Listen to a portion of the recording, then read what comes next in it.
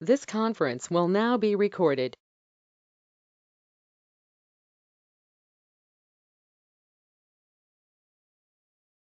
Very good morning, all of you. I am Dr. Shrikant Hadole, Secretary of Technoved Solutions Nagpur, here with welcome you all to a technical session of Documentation in Ayurveda, Perspectives and Advantages by Dr. Sachin Aru sir. Now I would like to invite Dr. Nilesh Mahakal sir to introduce our guest speaker, Dr. Sachin Aru sir. I request Nilesh sir, please introduce our guest speaker, Dr. Sachin Aru sir. Thank you, Shrikant sir. Am I audible? Yes, sir. Very good morning to all of you. It's a great pleasure for me to introduce our speaker of the day, respected Sachin Aru sir, who is going to talk about documentation in Ayurveda, perspectives and advantages. We heartily welcome you, sir. Sir has completed his post-graduation, that is MD in Rasashastra and Bhaishya Kalpana. He has also completed postgraduate diploma in nanobiotechnology. He is a well-known and renowned practitioner and researcher in the field of Ayurveda, and he is practicing Ayurveda at Pune since last 15 years. He is a director of Shri Arogyam Chikisalaya, Pune. Sir has conducted various national and international clinical trials as a principal investigator. He is working as a consultant for a well-known ardent clinical research organization located at Pune. He has a vast experience in the field of clinical research. Sir is a consultant for Maharashtra Center for Entrepreneurship Development, Department of Government of Maharashtra, located at Pune. Sir is a member of ethics committees in various organizations and institutions. He provides private consultations for certifications like ISO, QCI, NABH for clinics and hospitals. We all are lucky to have such an eminent speaker for this session. Please welcome Dr. Sachin Aru sir. Over to you, sir.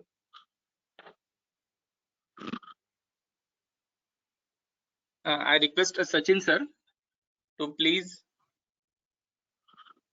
project his screen.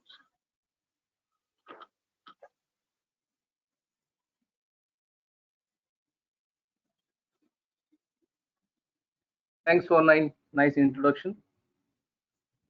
First of all, good morning to all. Very good morning, sir.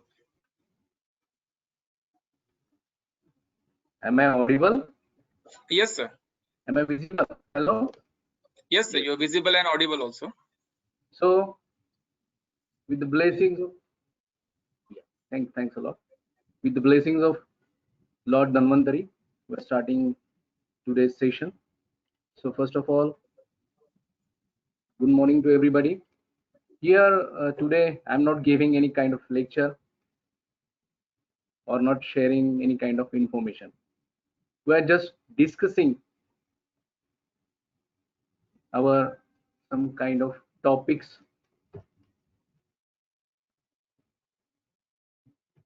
Wait a minute.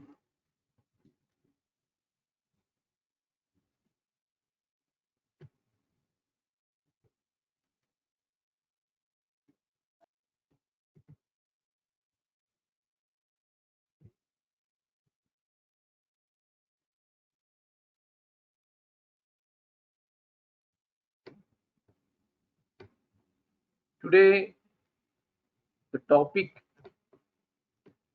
given to me are very well known to everybody, but today I'm going to share only the information or the some knowledge and some kind of views from my perspective. Thanks to choosing this kind of innovative topics for the discussion to Technoved Solutions team. So I'm going to start with demonstration and sharing My slides are visible, sir? Hello, our slides are visible? Yes, sir. Hello? Yes. Yes, sir. So today today's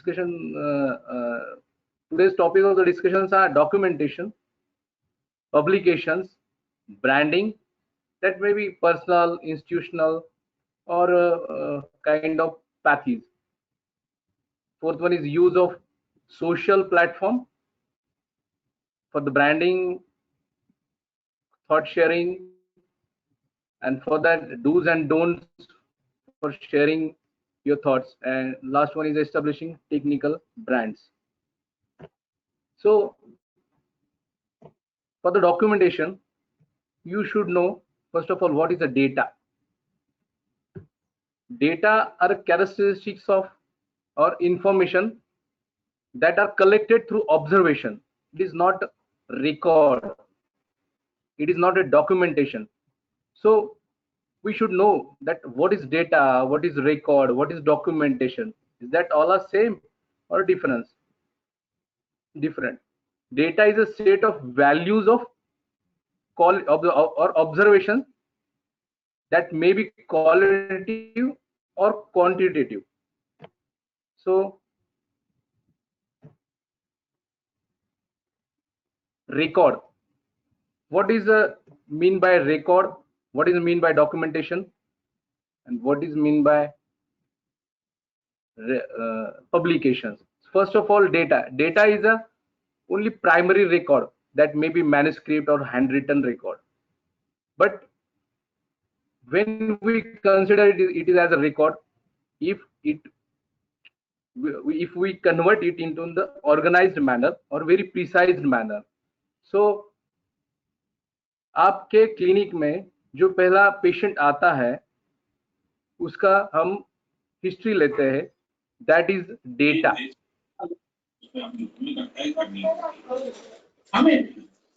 hello, that is सैनिकों को याद करते हुए तय करते. Hello, someone's mic is on. Yes, sir. Please go ahead. Please kindly, yeah. So what is mean by data? Data is only primary record that may be handwritten record. If someone patient comes to your clinic, आपके पास एक patient आता है जो आप observe करते हैं और data एक प्लेन पेपर पे लिखते हैं, that is data. But record कब होता है उसका? जब आप उसका प्रिसाइज फॉर्मेट में डेटा रिकॉर्ड करते हैं, जैसे उसका नाम क्या है, उसकी एज क्या है, उसकी हाइट क्या है, वेट क्या है, और उसके जो लक्षण है, सिम्टम्स, साइन सिम्टम्स क्या है, वो आप एक प्रिसाइज मैनर में लिखते हैं, that is record. So there is very thin line between data and record. What is data? That means discrete data. Discrete means आप कैसे भी एक पेपर पे आप कुछ लिखते हैं, कुछ रिकॉर्ड करते हैं, वो डेटा होता है. मगर रिकॉर्ड में वो एक उसके ऊपर कुछ अंडर लाइन होती है, क्या? नेम. सो आप उसके आगे नेम लिखते हैं उस पेशेंट का, that is record. What is mean by documentation?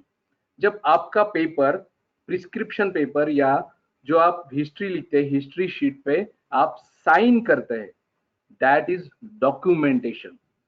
So when your record will be signed by someone, that will be that will convert into documentation. So documentation is a authorized record of someone's data. So documentation is the authorized record. So authorization क्या होता है कि आपने किसी का data लिया है, उसको रिकॉर्ड किया है और उसको किसी ने साइन किया है, ऑथोराइज किया है, तो उसको डॉक्यूमेंटेशन कहते हैं. तो हम थोड़ा सा इसको और प्रिसाइजली देखेंगे कि एक पेशेंट आता है, उसका डेटा हम रखते हैं, उसका रिकॉर्ड करते हैं, डॉक्यूमेंटेशन करते हैं, मगर वो डॉक्यूमेंटेशन आप वैसे ही रखते हैं, उसका कुछ यूज नहीं करते. तो आज today I am going to discuss about that documentation in your personal clinic, documentation in your personal institutions. So आप जो डेटा कलेक्ट करते हैं, उसका रिकॉर्ड करते हैं, डॉक्यूमेंटेशन करते हैं, उसका कुछ भी यूज नहीं करते। उसको पब्लिकेशन किया तो ही रिकमेंडेशंस मिल जाएगा।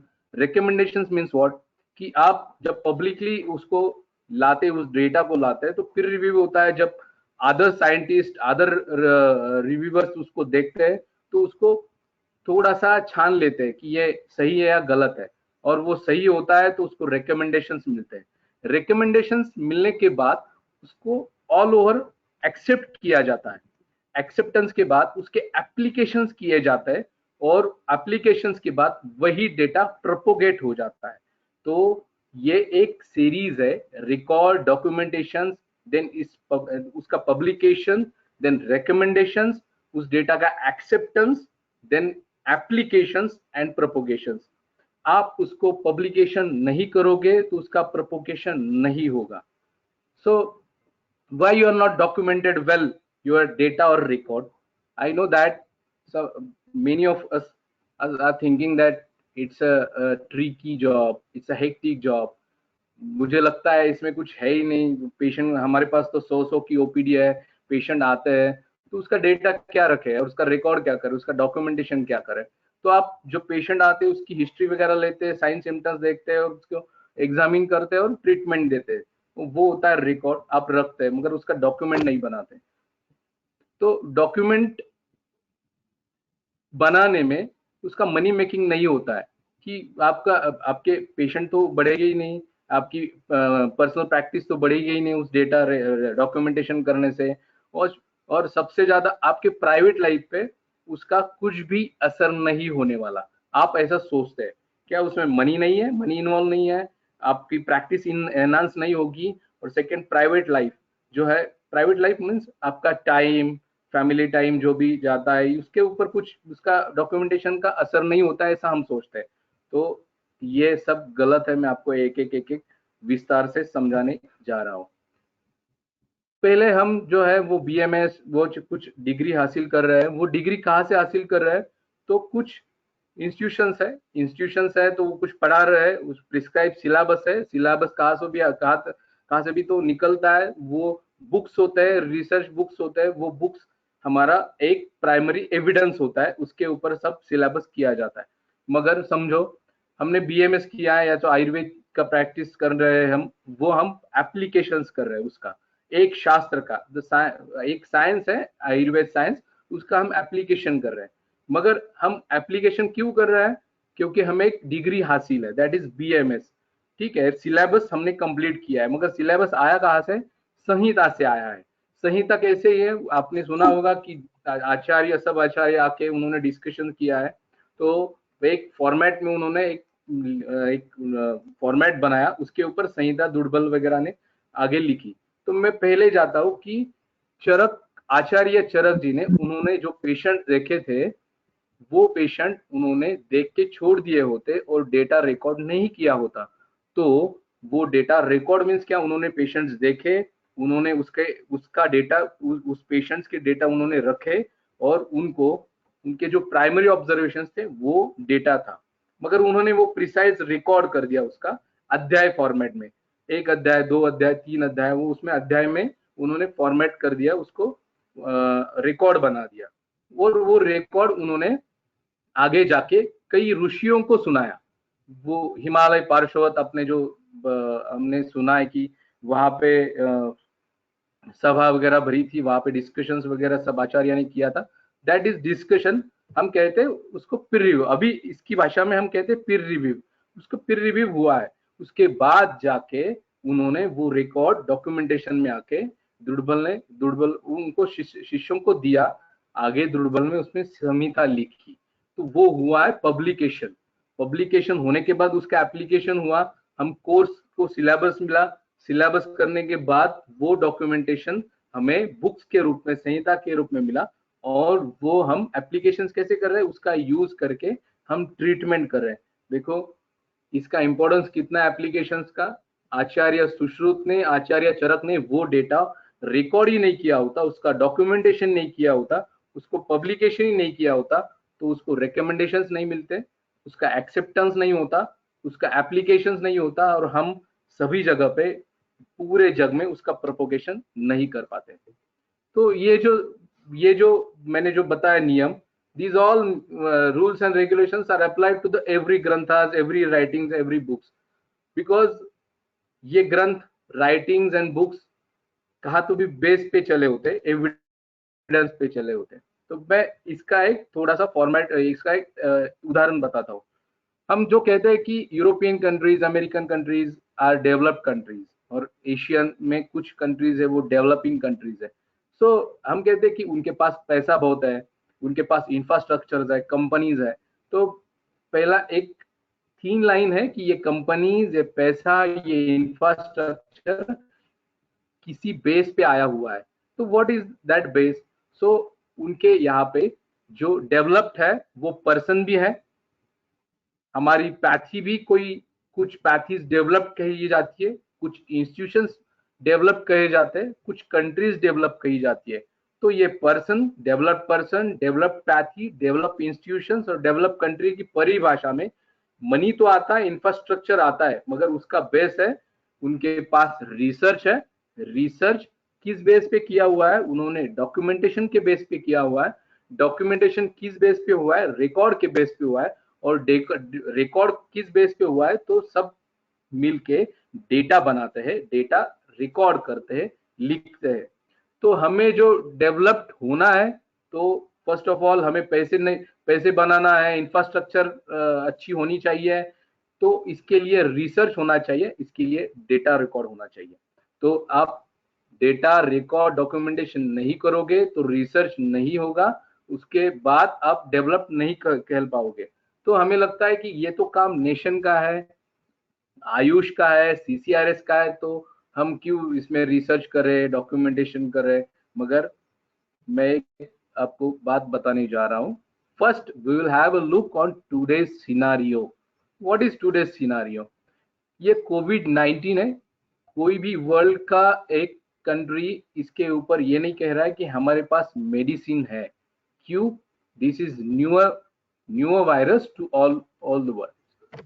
क्यों ये न्यू है? तो उसका कुछ डॉक्यूमेंट नहीं है, डेटा नहीं है, रिकॉर्ड नहीं है, इसलिए कोई भी कंट्री क्लेम नहीं कर पा रही है कि हमारे पास वैक्सीन है या मेडिसिन है या कुछ फॉर्मुलीज है। ठीक है, वैक्सीन क्यों नहीं बना पा रहे हैं? तो ये पहले कहाँ पे भी इसका एविडेंस नहीं था। सार्स का था मगर कोविड का नहीं था। तो जो वुहान में एक प्रैक्टिशनर था, उनको कब पता चला? ये नवंबर लास्ट में उनके यहाँ चाइना में एक फेस्टिवल होता है, न्यू ईयर फेस्टिवल, वहां पे चालू होने वाला था। तो उसको, प्रैक्टिशनर को एक रिपोर्ट मिला, एक डेटा मिला, जो एक पेशेंट आया था, उसको कुछ सिम्टम्स थे। सिम्टम्स उसने रिकॉर्ड किए थे, डेटा किया था उसका, मगर उसे लगा कि ये माइट बी ये फ्लू हो सकता है, कॉमन फ्लू हो सकता है। उसको उसने इग्नोर किया। शायद उसने लिखा होगा, मगर उसने कहा कि और केसेस मिलते क्या, देख लेते। थोड़े दिन के बाद 4-5 केसेस मिले, उसमें से एक डेथ हो गई। तो उसके बाद उसे पता चला this data is not a data, it may be case study और रिकॉर्ड, क्योंकि ये न्यू वायरस था। तो उसने क्या कहा कि उसने रिपोर्ट किया, that is case report. Case report एक होता है। केस रिपोर्ट होने के बाद वहां के गवर्नमेंट में उसके ऊपर ध्यान नहीं दिया। तो दिसंबर आया, तो दिसंबर में सब जगह पे उसे बहुत सारे केसेस मिले, डेथ हो रही थी ज्यादा। तो उसके बाद उन्होंने उस डेटा को रिकॉर्ड करके, डॉक्यूमेंटेशन करके पब्लिश किया। तो जाके हु को पता चला कि ऐसा कुछ नया वायरस आया है। मगर उस प्रैक्टिशनर ने उस रिकॉर्ड को किया ही नहीं होता, उस डेटा को रिकॉर्ड ही नहीं किया होता, तो आज हमें कोविड-19 पता ही नहीं चलता वो क्या है और कहां से आया हुआ है। तो वो नवंबर से लेके दिसंबर तक जो टाइम गया रिकॉर्ड करने में या डेटा रिकॉर्ड करने में, वो अभी वैक्सीन बनाने के लिए ज्यादा जा रहा है, टाइम जा रहा है। वो because of that not reporting case in time. So ये जो डिस्कशंस है वो रिपोर्टेड केसेस पे भी होती है। हमें जो आयुर्वेद से जो केसेस आगे चलेगी, ये हम जो कहते हैं कि इसका रिजल्ट अच्छा है, इसका रिजल्ट अच्छा नहीं है, ये कुछ मायनों में कुछ सिम्टम्स कम कर देती है, ये जो आरोग्यवर्धिनी है इतनी दिन लेनी चाहिए, तो वहां पे डिस्कशन होना चाहिए, मगर वो रिपोर्टेड डेटा पे ही होता है। जब आपके पास पेशेंट आता है, आप रिकॉर्ड करता है, तो उसका डेटा आप डिस्कशन में कब ला सकते, तो उसका डॉक्यूमेंटेशन होना चाहिए पूरे सही तरीके से। तो रेस्ट वर्ल्ड को वो वुहान का जो वायरस है वो पता चला, हु ने कहा ये रॉन्ग है या राइट है, हम डॉक्यूमेंटेशन कर लेंगे, मगर उसके आगे चल के आयुर्वेद आयुष क्या कर सकते हैं, हु ने कहा कि आप भी कुछ कर लीजिए, मगर आयुर्वेद में इसका जनक पदध्वंस करके उल्लेख था, वहां पे राइटिंग थी, मगर हमने उसका एक रिकॉर्ड था आयुर्वेद में, जब जनोपदध्वंस का रिकॉर्ड था तो ही हमें राइट मिला कि हम इसके ऊपर कुछ रिसर्च कर सकते हैं। मगर आयुष ने कुछ आयुष काढ़ा वगैरह ये सब ये ऊपर पहले लोगों के सामने ला दिए। क्यों? क्योंकि उसमें जो भी कुछ मेडिसिन है, कुछ औषधियां है, कुछ आहारीय द्रव्य है, लवंग, दालचीनी, मिरी, ये सब आहारीय औषध और औषधि द्रव्य है, उसका एविडेंस है, इसलिए ही वो आगे ला सकते थे, उन्होंने इसलिए वो लाया। हम कह रहे कि सिर्फ आयुष ने आयुष काढ़ा ही क्यों आगे कर दिया है, कुछ मेडिसिन क्यों नहीं डाल दिया है, तो उसका कुछ एविडेंस नहीं है। क्लिनिकल ट्रायल्स एविडेंस जनरेट करने के लिए ही आयुष ने फिर क्लिनिकल ट्रायल्स पूरे वर्ल्ड में क्लिनिकल ट्रायल्स जनरेट कर दिए। क्यों? हम कहीं पे भी एक फ्लू सार्स का एक भी पेशेंट 2012 में कहीं पे भी हम ट्रीट कर पाते, उसका डेटा कर पाते, उसका रिकॉर्ड कर पाते, डॉक्यूमेंटेशन कर पाते, पब्लिकेशन कर पाते, तो आज हम कुछ आगे कर पाते। मगर 2007 में नहीं किया हमने, 2012 में नहीं किया, तो 2019 में 20 में हमें वो न्यूअर डेटा फिर से जनरेट करना पड़ रहा है।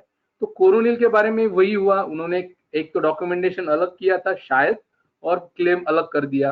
तो डॉक्यूमेंटेशन का ये जो एविडेंसेस और डॉक्यूमेंटेशन का जो इम्पोर्टेंस है, ये आज हमें पता चल रहा है, ऐसा नहीं हमें पहले भी पता था, मगर हमें आज एकदम इम्पोर्टेंस ज्यादा से सब वो या वर्ल्ड हमें एक तरफ देख रहे हैं कि आयुर्वेद के पास कुछ तो दवाई होगी, मगर एविडेंस नहीं होने के कारण हम नहीं दे पा रहे।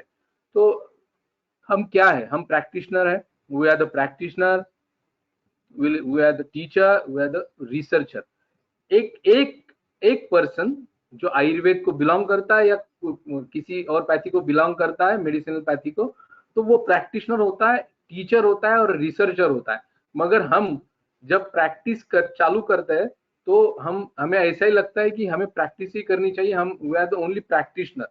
सो that is not the way of thinking, you should change the way of thinking. You are the teacher, you are also researcher. तो रिसर्चर कैसे हम रिसर्चर, तो हम देख लेते पहले कि सबको पता है, हमने 12th साइंस में दमित्री मेंडेलीव भी बोलते हैं उनको मेंडेलीव, उनका रियल नेम है दमित्री मेंडेलीव।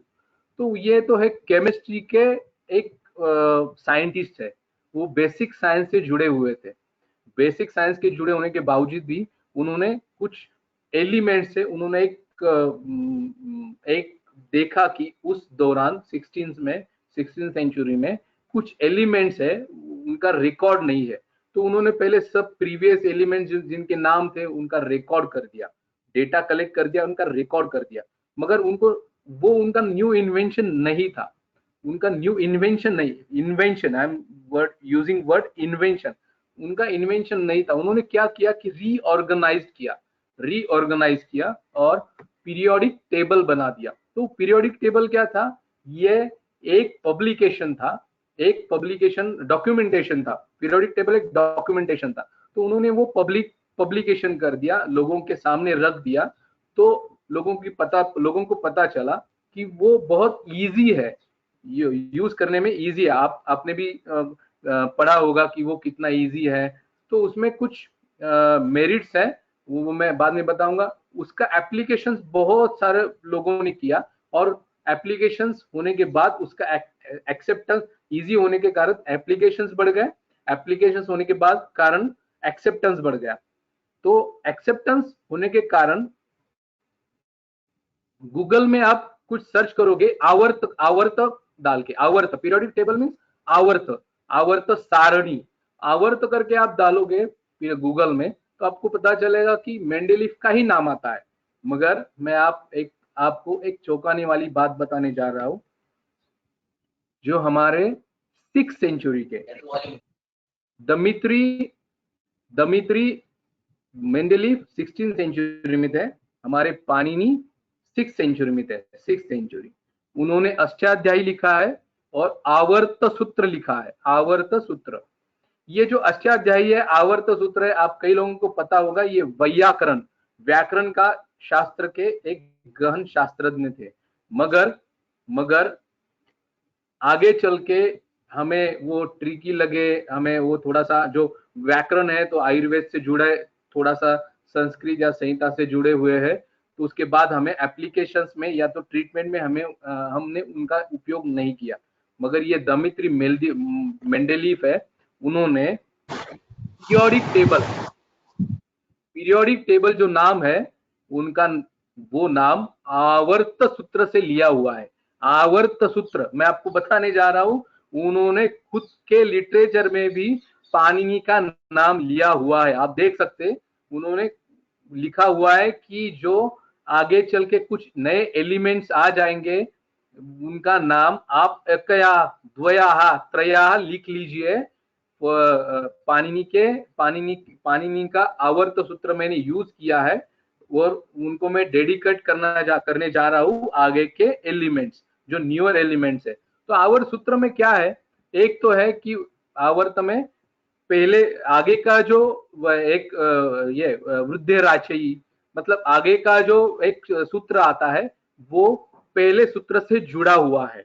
और अष्टाध्यायी में क्या है कि 8 सूत्र के बाद जो पहला फिर से एक नया सूत्र आ जाएगा, वो पहले को रिप्रेजेंट करेगा।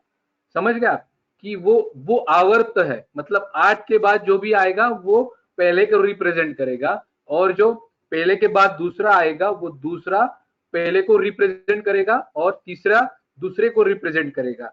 वही बात दमित्री मेंडेलीफ ने यूज की। उन्होंने पीरियोडिक टेबल तैयार किया, उसमें भी 8 टेबल के बाद जो यह है कॉलम्स और सीरीज है, उसमें 7वें कॉलम के बाद जो नया एलिमेंट आता है वो पहले एलिमेंट को रिप्रेजेंट करता है, और जो नेक्स्ट एलिमेंट आता है वो प्रीवियस एलिमेंट को थोड़ा सा रिप्रेजेंट करता है। उसमें +1 न्यूट्रॉन +1 प्रोटॉन आ जाते हैं और वो थोड़ा सा उसको रिप्रेजेंट करता है। मगर उनको सीरीज में आप रखोगे तो आपको पता चलेगा कि ये सीरीज में एक एलिमेंट दूसरे को और तीसरे अगले वाले को रिप्रेजेंट करता है। तो वही सब पाणिनि ने लिखा था, मगर यूज नहीं, पब्लिकेशन नहीं हुआ, उसका एप्लीकेशन नहीं हुआ, प्रोपोगेशन नहीं हुआ, और हमारे पास उनका जो नाम है वो बहुत लेट आता है, क्योंकि हम गूगल पे आप जाओगे तो आपको पता चलेगा, आवर्त सूत्र डालोगे तो कहीं पे भी पाणिनि का, आचार्य पाणिनि का नाम नहीं आता है, मेंडेलीफ का नाम आता है।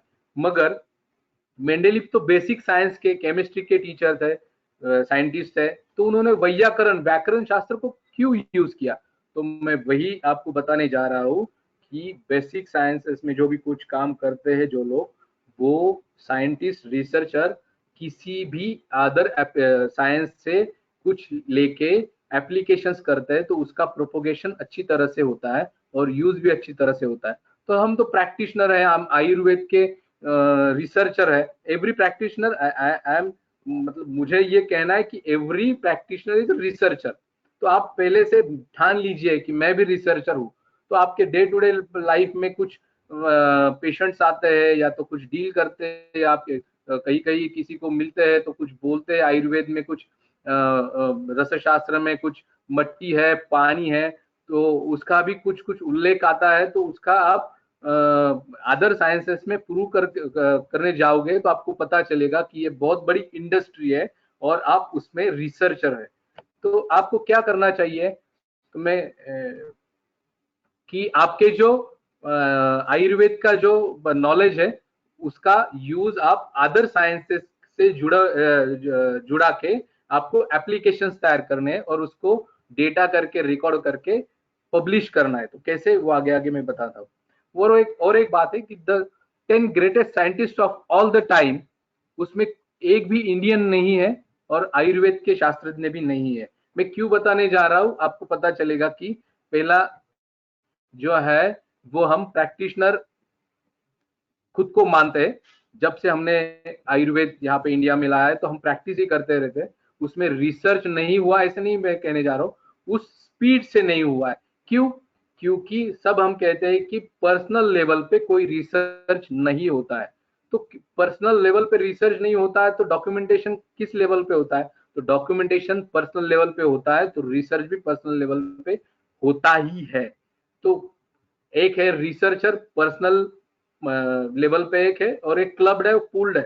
पूल्ड लेवल पे रिसर्च क्या होता है कि हम जगह जगह पे जम्मू से लेके कन्याकुमारी तक जब हम प्रैक्टिस करते हैं तो उसका कुछ तो दिन भर का डेटा तो आता होगा, तो हम वो क्लब करके कुछ उसमें से रिकॉर्ड बना के डॉक्यूमेंटेशन कर सकते हैं। तो that can be said as a pool data और क्लब डेटा। तो उस डेटा को हम रिकॉर्ड करके डॉक्यूमेंट करके एविडेंस बना सकते हैं। तो एविडेंस हमने जो बनाया होता, तो सबसे पहले वो एविडेंस 20 साल हो चुके हैं, 20 साल हम एविडेंस नहीं बनाए, इसलिए कोविड-19 को हम हरा नहीं पाए। आयुष काढ़ाई तक लिमिटेशंस आपके रहे हैं, क्लिनिकल ट्रायल्स भी करने पड़े। आयुर्वेद और आयुष को सिर्फ हु या रेस्ट ऑफ द वर्ल्ड आपको बता रहे हैं कि सब कुछ तो करो कुछ तो करो, मगर हमारे पास एविडेंस नहीं है। तो एविडेंस नहीं है तो एविडेंस जनरेट करने के लिए पहले डेटा रिकॉर्ड करना होगा। तो डेटा क्या होता है? तो मैं सबको आपको एक रिक्वेस्ट करता हूं कि आप जो रिकॉर्ड करते हैं, आपके पास एक पेशेंट आता है दिन भर, या एक पेशेंट 20 पेशेंट आप चेक करते हैं और 100 पेशेंट चेक करते हैं, तो वो इक्वल इम्पोर्टेंट डेटा है। आप 20 पेशेंट चेक करते हैं तो उसका डेटा आप रिकॉर्ड करते हैं, तो प्रिसाइज गंदा ते पण म्हणतो ते पण नको म्हणू हेलो म्हणतो येडे का मी काय हेलो गाय का म्हैस आहे का गाण म्हणून नको माझं काय म्हणणं घरी काय म्हणतात हेलो काय म्हणतो मग सांग हेलो ना मला. Hello Yes, sir. Yes, sir. Am I audible? Yes, sir. You are audible. Hello तो केलं. जो डेटा होता है आपके पास आता है, तो हम वो पेशेंट का समझो कि नाम है, एज है, एज है इज अ क्वांटिटेटिव डेटा। तो आपको डेटा जो आता है तो आप क्वांटिटेटिव फॉर्मेट में भी लिखते हैं, उसको क्या हुआ है, उसके सिम्टम्स क्या है, तो क्वालिटेटिव भी फॉर्मेट में लिखते हैं। ड्रग जो भी है लिखा हुआ साइन सिम्टम्स क्या है वो लिखते हैं, उसके बाद में मेडिसिन लिखते हैं। तो उससे क्या होता है कि आपको क्वांटिटेटिव डेटा मिलता है, क्वालिटेटिव डेटा मिलता है। तो आपको पता चलेगा एक साल में आप करोगे 20-20 पेशेंट या 100-100 पेशेंट रिकॉर्ड करोगे, एक साल के 1 महीने के बाद आपको पता क्या चलेगा कि कौन से एज के पेशेंट्स आपके पास आ रहे हैं। That is quantitative data. आपको पता चलेगा कि कौन से डिसीज के और कौन से सिम्टम्स के पेशेंट्स आपके पास आ रहे हैं, दैट इज क्वालिटेटिव डेटा। और कौन सा ड्रग आपने बहुत लार्ज क्वांटिटी में यूज किया है, तो आपको पता चलेगा कि कौन सा ड्रग आपने यूज किया है, तो वो आपको रिफ्लेक्ट कर देगा कि कौन सी फ्रीक्वेंसी में वो ड्रग यूज किया हुआ है, उसकी फ्रीक्वेंसी पता चलेगी। डेमोग्राफिक डेटा कहाँ से सबसे ज्यादा पेशेंट आ रहे हैं वो आपको पता चलेगा। सबसे ज्यादा आपको पता चलेगा कि आप कुछ कौन सा मेडिसिन ज्यादा खरीदी कर सकते हैं, या तो खरीदी करना चाहिए, डम नहीं होना चाहिए। तो डिमांड सप्लाई आप इजी तरीके से ये कर सकते हैं। और उसका एप्लीकेशन क्या है, तो कस्टमर सेटिस्फिकेशन। ऑल जब भी ये कंपनीज है वो सब अच्छे कंपनीज है जो अच्छे सप्लाई करते हैं आपके, उनके खुद के प्रोडक्ट्स सही तरीके से रिसर्च करके मार्केट में ला देते हैं। तो उनके पास कस्टमर का एक सपोर्ट होता है, कस्टमर का एक रिप्लाई होता है। तो उसके बेसिस पे ही उनको वो देखते हैं कि कस्टमर सेटिस्फाइड हुआ है या नहीं हुआ है। तो उनके पास एक रिकॉर्ड रहता है, कस्टमर सेटिस्फिकेशन रिकॉर्ड। तो हमारे पास, तो मैं आपको बाद में बताऊंगा कि वो डेटा भी आयुर्वेद में है। मैं एक आरोग्यवर्धिनी करके है, बाद में बताऊंगा। आरोग्यवर्धिनी एक मंडल देनी चाहिए। एक मंडल मतलब एक 45 डेज या 41 डेज, जो एक मंडल आपको देनी चाहिए। ये क्यों देनी चाहिए एक मंडल ही? क्योंकि उसका डेटा रिकॉर्ड था।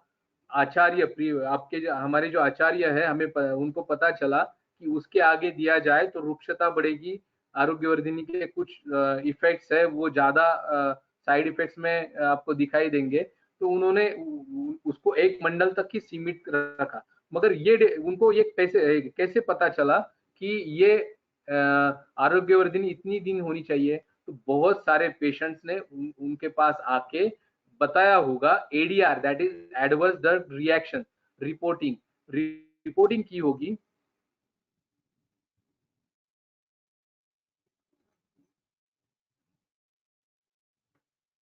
रिपोर्टिंग की होगी उन्होंने कि ये जो ड्रग है, 1 मिनट, हाँ, ये जो ड्रग है वो 1 मंडल ही देना चाहिए।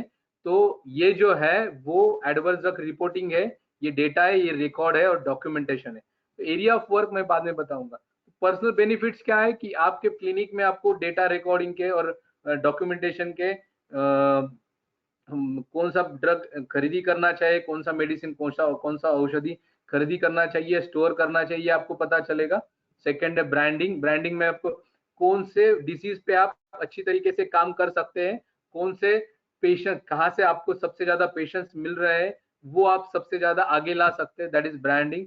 और बैंक लोन सबसे बढ़िया एक है कि इंश्योरेंस कंपनी और बैंक लोन को आप जब जाते हैं तो वो रिकॉर्ड मांगते हैं, तो उसको डॉक्यूमेंटेशन देखते हैं और डॉक्यूमेंटेशन प्रॉपर तरीके से होने के बाद ही आपको लोन या तो इंश्योरेंस अलाउ किया जाता है।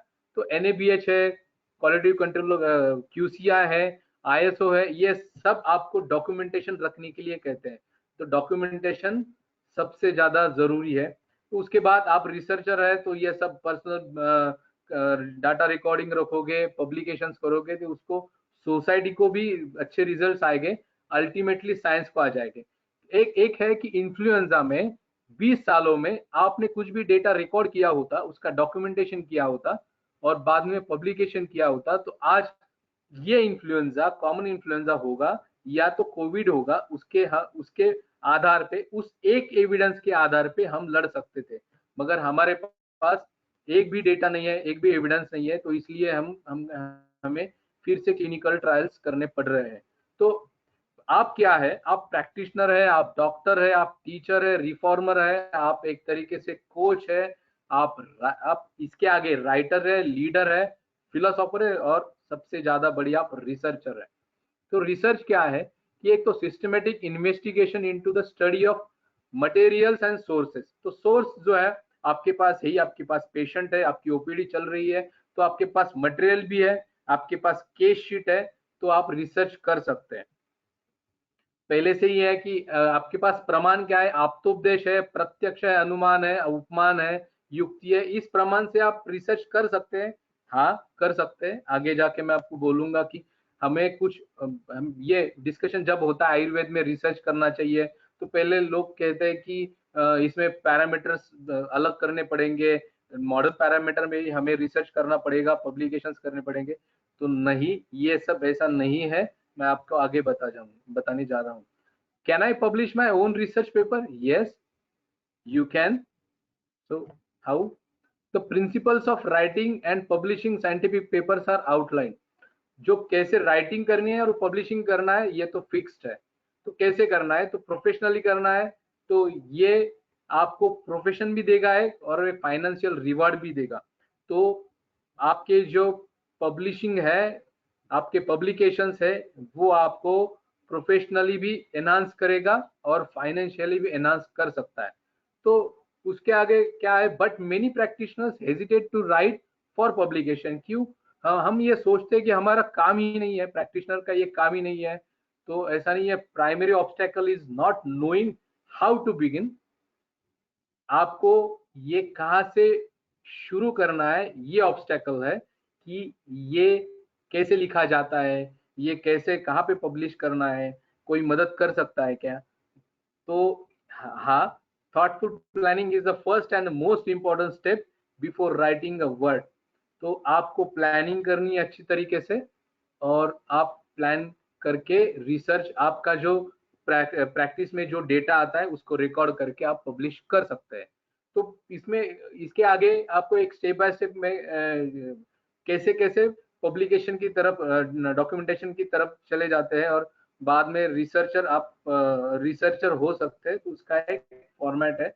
एक है कि आप आपके क्लिनिक में जो केस आता है उसको रिपोर्ट कर सकते हैं। तो उसमें क्या है कि case report presents a collection of detail information about an individual patient. Individual patient को भी आप रिप्रेजेंट कर सकते हैं, उसका केस रिपोर्ट कर सकते हैं। तो रिसर्चर अलग क्या होता है, आपके पास तो 100 से भी ज्यादा पेशेंट्स आ रहे हैं, आप उसका डेटा रिकॉर्ड कर लीजिए। आपको लगता है ये केस है और ये अलग केस है, इसका मैंने अच्छी तरीके से अलग तरीके से कुछ ट्रीटमेंट किया है और ये सक्सेस रेट है, नॉट 100%, आपको लगता है कितना भी ये परसेंटेज आपको सक्सेस रेट है, आप पब्लिश कर सकते हैं। आपको वो पेशेंट अच्छा ही होना चाहिए, ऐसा नहीं है। About an individual patient written with a purpose to disseminate clinical outcomes not previously reported. कहीं पे भी आपको रिपोर्टिंग नहीं की होगी तो आप वो डेटा रिपोर्ट कर सकते हैं। तो कोविड-19 में आपके पास जो भी पेशेंट आए हैं तो वो उसका रिकॉर्ड बना के आप रिपोर्ट कर सकते हैं। एक केस में बताने जा रहा हूं आपको, दैट इज जर्नल, वो साइंस डायरेक्ट में डॉक्टर नित्या सीवन मैडम ने पब्लिश की है। तो ये केस है आयुर्वेदिक ट्रीटमेंट ऑफ कोविड-19। It is a case of Ayurvedic treatment of कोविड-19। आप देख लीजिए, इट्स अ केस रिपोर्ट। हम सोचते रहते हैं कि ये केस रिपोर्ट कर सकते हैं या लिख सकते हैं, तो उन्होंने लिख दिया है, that is case report of Ayurvedic treatment of covid, that is SARS-CoV-2। आप देख सकते हैं, उन्होंने एब्स्ट्रैक्ट भी देख लीजिए आप। It is the common abstract format है, मगर उन्होंने कहीं पे भी हेजिटेट नहीं हुए कि आयुर्वेदिक टर्मिनोलॉजी वो यूज कर सके। सेकेंड साइड में आप देख सकते हैं कोविड-19। Hello, is it visible? Yes, sir. It is Please. completely visible. Yes, sir. Okay. Yes. Yeah. Yes, sir. Please switch on your camera also, sir.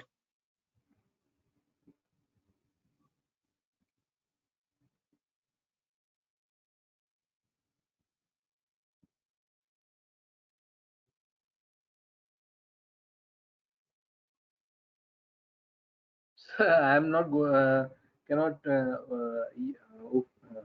on camera, so Okay, sure. it is Please fine go with ahead. that. Yeah, please. Yeah. So you see can you see the keywords? COVID-19, SARS-CoV-2, Janapadadhvamsa, Sudarshan churna, Talisadi चूर्ण, वात कफश सन्निपात ज्वर। सो अब पहले hesitation होती है आयुर्वेद लोगों को कि हमारी टर्मिनोलॉजीज एक्सेप्ट होगी या नहीं होगी। तो आप देख लीजिए, ये आपके पास एक एविडेंस है, उन्होंने सब आयुर्वेदिक टर्मिनोलॉजीज यूज की हुई है। जनपदध्वंस, सुदर्शन चूर्ण, तालिसादी चूर्ण, वात कफश सन्निपात ज्वर। ये हो गया टर्मिनोलॉजीज का। टर्मिनोलॉजी के बारे में और एक बात बताने जा रहा हूँ, वी शुड यूज यूनिफाइड जो यूनिफाइड मीन्स जहां सब लोग यूज कर सकते हैं, तो यूनिफाइड टर्मिनोलॉजीज। तो हमारे पास सबसे इशू क्या है कि हम जब गुरुची कहते हैं तो कुछ लोग अमृता कहते हैं, कुछ लोग गुलवेल कहते हैं। तो हमें एक टर्मिनोलॉजी सेट करनी होगी कि उस टर्मिनोलॉजीज में ही हम प्रेजेंट करेंगे। तो वो बाद में मैं आपको बताऊंगा। तो इंट्रोडक्शन में उन्होंने लिखा है कि आयुर्वेद कुछ कर सकता है क्या? हाँ, आयुर्वेद कर सकता है, मगर उन्होंने जो केस प्रेजेंट किए वो केस उन्होंने एक आयुर्वेद के माध्यम से ही प्रेजेंट किए। तो हमें लगता है कि आयुर्वेद का जो टर्मिनोलॉजीज है वो सिर्फ चूर्ण या उसके तक ही सीमित होगा। तो मैं एक स्लाइड बताने जा रहा हूँ, past medical history, and second one is the diagnosis.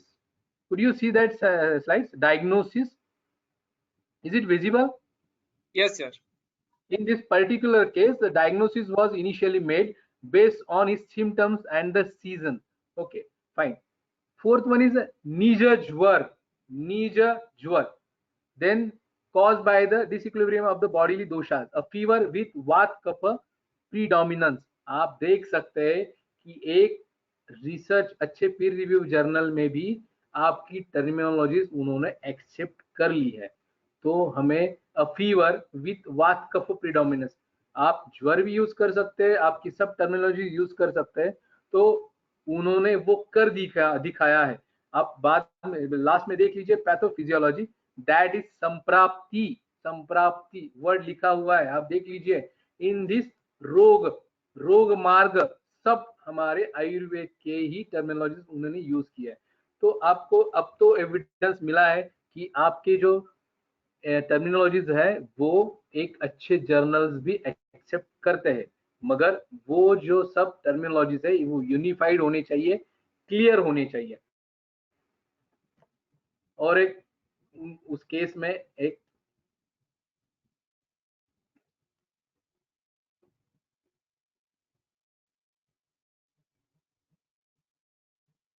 अच्छी बात है कि उन्होंने, एक minute, patient on the first day of falling ill conducted is Ayurvedic vaidya in Chennai. तो उन्होंने सेकेंड पोस्टर पे आप देख सकते हैं केस प्रेजेंटेशन में 2.2 में प्रेजेंट मेडिकल हिस्ट्री। तो जो पेशेंट है वो डायरेक्टली वैद्य, आयुर्वेदिक वैद्य, उन्होंने डॉक्टर भी नहीं लिखा हुआ है, आयुर्वेदिक वैद्य। तो हम हमारे सब टर्मिनोलॉजीज यूज कर सकते हैं, सब पब्लिकेशंस में उसकी एक्सेप्टेंस है, मगर हम खुद हेजिटेट होते हैं ऐसे केस स्टडीज को रिपोर्ट करने में। देख लीजिए आप, पहले a clinical case report should be well structured and convey a clear message। तो ये हमें करना ही है। Elements of a case report are similar to all forms of medical scientific articles। सबसे एक फॉर्म है वो title, abstract, introduction, case report, discussion, conclusion और रेफरेंसेस। ये फॉर्म में ही आपके सब आर्टिकल्स होने चाहिए।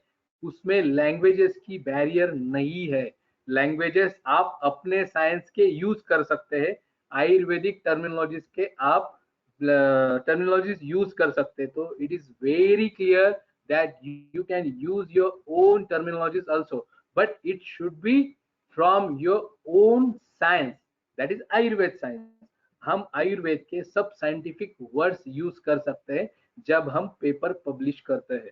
तो एक है कि ये जो डॉक्टर है ये तो खुद एक प्रैक्टिशनर है, उन्होंने एक केस प्रेजेंट किया है, एक केस रिपोर्ट प्रेजेंट किया है। तो हमारे पास तो लाखों पेशेंट्स आते होंगे, वो आते रहे होंगे, मगर हमने क्यों नहीं किया होगा? जब हमने किया होता तो एविडेंस जनरेट हुआ होता। और ये जो ICMR या तो रेस्ट ऑफ द वर्ल्ड हमें पूछ रहा है कि आपके पास एविडेंस है तो दिखाओ, हमारे पास एविडेंस कब के हुए होते। इन्फ्लुएंस सब अब वो बात नहीं है कि हमारे पास क्या है क्या नहीं है, मगर इसके आगे every practitioner should treat as a himself as a researcher. So ये इंफॉर्मेशन यूज करके मैं आपको बाद में शेयर करूंगा। ये sciencedirect.com साइंस आर्टिकल है, ये केस रिपोर्ट है, ये आपको डॉक्टर श्रीकांत सर बाद में शेयर करेंगे। तो एक है कि ये कैसे लिखे जाते हैं। Principle of writing and publishing scientific papers are outline, ये तो आउटलाइन है। तो प्राइमरी ऑब्स्टेकल ये तो आपने, the writer should identify the main message, audience आपको क्लियर होना चाहिए, टारगेट जर्नल आपको क्लियर होने चाहिए, रिसोर्स मटेरियल आपको क्लियर होने चाहिए, टाइप ऑफ मैन्युस्क्रिप्ट क्लियर होना चाहिए, ऑथरशिप क्लियर होनी चाहिए।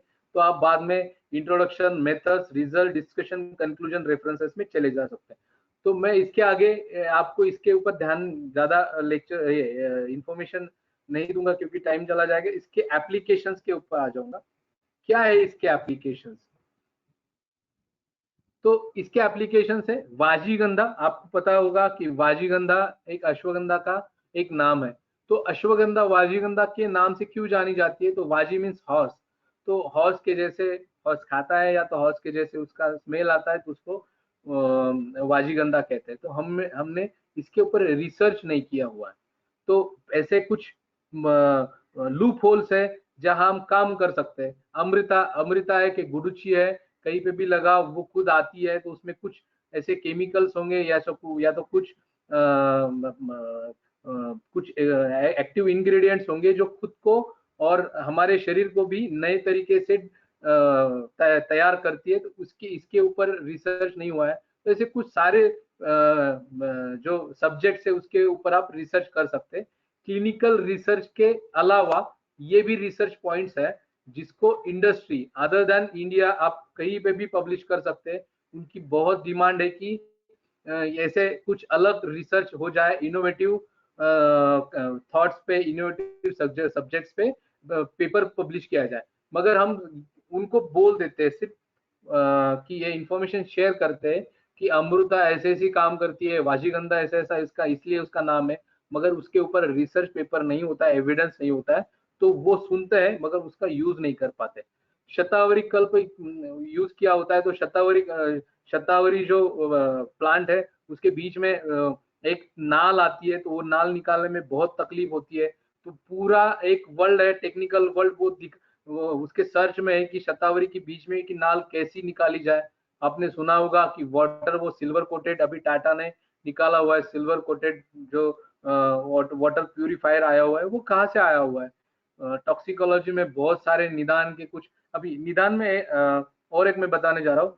I have heard one news that Israel, one of the scientist committee are going to come to visit India. I don't know what is the role of that scientific committee, but they are intending to do one research on Indian COVID patients. वो research क्या है, तो उनके पास एक model है जो Covid patient बोलेगा तो उसके वॉइस से उनको पता चलेगा कि वो कोविड पॉजिटिव है निगेटिव है। आप देख लीजिए, वही रिसर्च वो अभी कर रहे हैं, मगर आयुर्वेद में हम स्वर प्रश्नन के दर्शन प्रश्नन के अलावा एक स्वर सुनने से, एक चरकाचार्य ने लिखा हुआ है कि जब पेशेंट का हम देखते हैं कि दूध वगैरह जाता है या तो हम पेशेंट देखने जाते हैं, तो उसकी एक आप सुनते हैं, उसका आवाज वगैरह सुनते हैं, तो स्वर के माध्यम से ही हमें पता चलता है कि वो कितने दिन तक जीवित रहेगा, क्या ट्रीटमेंट करनी चाहिए और ये उसके कितने लक्षण गंभीर है। तो वही इजराइल के साइंटिस्ट इंडिया में आ रहे हैं वो देखने के लिए कि स्वर के माध्यम से, वॉइस चेकिंग के माध्यम से वो पेशेंट पॉजिटिव है या निगेटिव। आप देख सकते हैं, कल की न्यूज है, परसों की न्यूज है। तो यही आयुर्वेद में भी लिखा हुआ है। उसके बाद में हम कहेंगे कि ये तो आयुर्वेद में लिखा हुआ है, मगर एविडेंस नहीं है। एविडेंस है, रिकॉर्ड है, वो चरकाचार्य ने किया हुआ है, उसे हमें लाइमलाइट में लाना चाहिए, उसको हमको प्रोपोगेशन करना, पब्लिकेशन करना चाहिए, प्रोपोगेशन करना चाहिए। डॉक्यूमेंटेशन नहीं बोल रहा हूं मैं डेटा रिकॉर्ड डॉक्यूमेंटेशन चरकाचार्य ने किए हुए हैं, उसके पब्लिकेशंस करने, प्रोपोगेशंस करने और एविडेंस क्रिएट करने। तो टेक्निक्स भी है, फ्लाई ऐश, ये जो बड़े बड़े बिल्डिंग्स यूज किए जाते हैं उसमें, सॉरी बिल्डिंग्स में एक फ्लाई ऐश ब्रिक्स यूज किए जाता है। तो वो जो ऐश है वो रसशास्त्र में जो मिट्टी के अलग अलग सब्जेक्ट्स बताए हुए हैं, सॉरी जो भेद बताए हुए हैं, उसमें से बताया हुआ एक भेद है कि आप जो ऐश है उसके माध्यम से ब्रिक्स बना सकते हैं।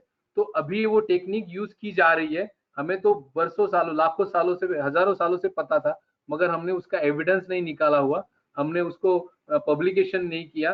तो ये सब ये हो रहा है, मगर हम सिर्फ देखते रह रहे हैं। तो प्रोसीजर जो है वो, और एक है कि एक प्रोसीजर अभी WHO ने एक मेंशन कर लिया है कि जो चाइल्ड का जो मेंटल केयर है, साइकोलॉजिकल केयर, वो सुश्रुत ने पहले मेंशन किया हुआ है। हमें भी पता नहीं, सुश्रुत में child care, child psychology care में उसको कुछ मेंशन किया हुआ है, मगर ये हमें भी पता है, मगर WHO ने उसका एप्लीकेशन किया, उसका एविडेंस ले लिया। तो ऐसे कुछ सब्जेक्ट्स है, वहां पे आप काम कर सकते हैं other than presenting a single patient case. तो आप यहाँ पे भी काम कर सकते हैं। तो वर्ल्ड हेल्थ ऑर्गेनाइजेशन क्या कहता है आपके बारे में, मतलब आयुर्वेद के बारे में ग्लोबल एक्सेप्टेंस के लिए? तो ये है कि planning and among mandates of the United Nations, health of mankind is the thrust of area of UN through World Health Organization. उसके बाद में planning and execution of policies, क्या किसके ऊपर वो प्लानिंग और एग्जीक्यूशन ऑफ पॉलिसीज कर रहा है? तो उन्होंने लिखा हुआ है कि first in the country of origin, जहां पे भी जो सिस्टम जो ओरिजिन है उसमें ही mainstreaming of traditional medicine, जो भी TRM है उसके ऊपर ही वो काम करने जाएंगे। सेवरल अप्रेजल प्रोजेक्ट्स एंड जो फाइनेंशियल कॉर्पोरेशन के प्रोजेक्ट्स, ये दोनों प्रोजेक्ट APW और DFC वो आयुर्वेद के स्ट्रेंथन में आ चुके हैं। क्यों? एज ए एविडेंस बूस्ट करने के लिए। आप देख लीजिए, एविडेंस बूस्ट करने के लिए वो भी इंटरेस्टेड है फॉर द ग्लोबल एक्सेप्टेंस के लिए। तो ये इसका एक्सेप्टेंस कब हो जाएगा? तब हम सब एक साथ में काम करेंगे, इम्प्लीमेंटेशन करेंगे। तो इम्प्लीमेंटेशन क्या है कि आप सब अपने अपने OPD में सब आपका जो डेटा है, रिकॉर्ड है, सब डॉक्यूमेंट पब्लिश करेंगे। पब्लिश आप नहीं करोगे तो 20 साल गए हैं, उसके आगे भी 20 साल चले जाएंगे, आयुर्वेद वही का वही रहेगा। आप कहेंगे कि वो आयुष CCIM CCRS का काम है, तो नहीं, ये हमारा ही काम है। विद इन इंडियन कॉन्टेक्स्ट आप देख लीजिए, within Indian context who accorded prime focus to Ayurveda in its activities related to TRL। तो उसमें sponsorship and encouragement of studies, कौन सी स्टडीज है जिसको एनकरेजमेंट मिल रहा है?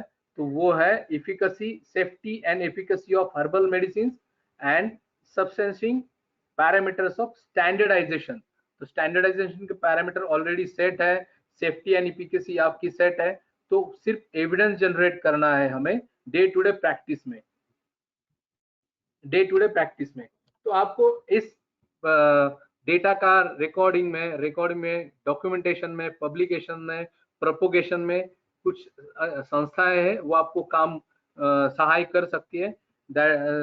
One of that are Technoved is also there, AYUSH portal is there, research in Ayurveda is there, Dhara online. आप इनकी सबकी इंफॉर्मेशन मैं डॉक्टर श्रीकांत सर को शेयर करूंगा, बाद में आप देख सकते हैं। तो एक है कि हम आरोग्यवर्धिनी का जब नाम लेते हैं तो पोस्ट मार्केट सर्विलेंस एक रहता है, मार्केट सर्विलेंस और विजिलेंस एक रहता है, और ADR होता है। तो आरोग्यवर्धिनी इसका एक नाम है जो पहले से डॉक्यूमेंटेड है हमारे शास्त्र में, कि जो लोगों पेशेंट को दिया होगा आचार्य ने, तो पोस्ट मार्केट उसका सर्विलेंस हुआ होगा, विजिलेंस हुआ होगा और रिपोर्टिंग हुई होगी, तो ही उन्होंने लिखा होगा कि आरोग्यवर्धिनी इतनी दिन की देनी चाहिए। तो अभी भी हम आयुष काढ़ा जो मार्केट अभी पेशेंट्स ले रहे हैं, उसका पेपर में, न्यूज़पेपर में आता है कि वो बहुत हीट जनरेट कर रहा है, माउथ अल्सर जनरेट हो रहे हैं, मगर हम एक प्रैक्टिशनर उसका ADR नहीं कर रहे हैं, उसका रिपोर्टिंग नहीं कर रही है। तो मैं आपको एक बात जब बताने जा रहा हूँ कि रिसर्च रियल टाइम में भी होता है।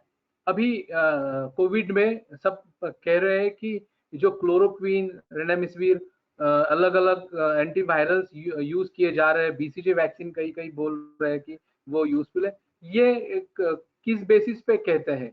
तो उसका बेसिस है real time data. Real time data क्या होता है कि 6 सेंटर है, उसमें कुछ कोविड पेशेंट्स ट्रीट हो रहे हैं, उस कोविड पेशेंट को क्लोरोक्विन दी जा रही है, तो किसी सेंटर में क्लोरोक्विन के कुछ हजार्डस इफेक्ट्स आ गए, तो उन्होंने सिर्फ उसी टाइम रियल टाइम डेटा में रिपोर्ट कर दिए। तो उसके बाद में तीसरे दिन के बाद उन्होंने क्लोरोक्विन यूज करना बंद कर दिया। तो वो रियल टाइम डेटा जो जनरेट होता है उसका डॉक्यूमेंट होता है और एविडेंस जनरेट होता है। मगर आयुष काढ़ा हम मार्च 2020 से यूज कर रहे हैं, उसके ऊपर हम कह रहे हैं कि उसके जो इंग्रेडिएंट है वो अलग अलग चेंज होने चाहिए, अलग अलग उसमें आने चाहिए, मगर कहीं पे भी किसी ने भी ADR रिपोर्टिंग नहीं की, उसको केस रिपोर्ट नहीं बनाया। इसकी वजह से उसका एविडेंस नहीं जनरेट हो रहा है कि ऐसे ऐसे हो रहा है, और रिपोर्टिंग करने के बाद आयुष भी और CCRS भी उसको चेंज नहीं कर पा रही है। तो एक है कि आपको ADR करना पड़ेगा, रिपोर्टिंग करनी पड़ेगी, पब्लिकेशंस करने पड़ेंगे। तो पब्लिकेशंस क्या है कि एक रिसर्चर तो पब्लिकेशंस करता ही है, मगर एक प्रैक्टिशनर पब्लिकेशंस क्यों करे? तो एक है कि रीचिंग आवर ऑडियंस, तो आपके जो ऑडियंस है वो थोड़ा से बढ़ जाए, आपको समझे कि आप थोड़े से एथिकल हो, आपको समझे कि आप रिसर्च बेस्ड प्रैक्टिस करते हो, तो पब्लिकेशंस करना जरूरी है। मार्केटिंग के लिए भी आपको ट्रूथ बोलना होगा, एविडेंस बेस्ड बोलना होगा, उसके लिए भी पब्लिकेशन जरूरी है। कैपेबिलिटीज, आपकी own capabilities rather than being practitioner, good practitioner, आपको थोड़ा रिसर्चर भी होना पड़ेगा। आपकी कैपेबिलिटीज भी बढ़ जाएगी, आपको दिखाई देगी। आपके कुछ थॉट्स है अच्छे, कुछ आपको लगता है नया है, वो भी थॉट्स शेयर हो जाएंगे, वो क्रॉस चेक हो जाएंगे।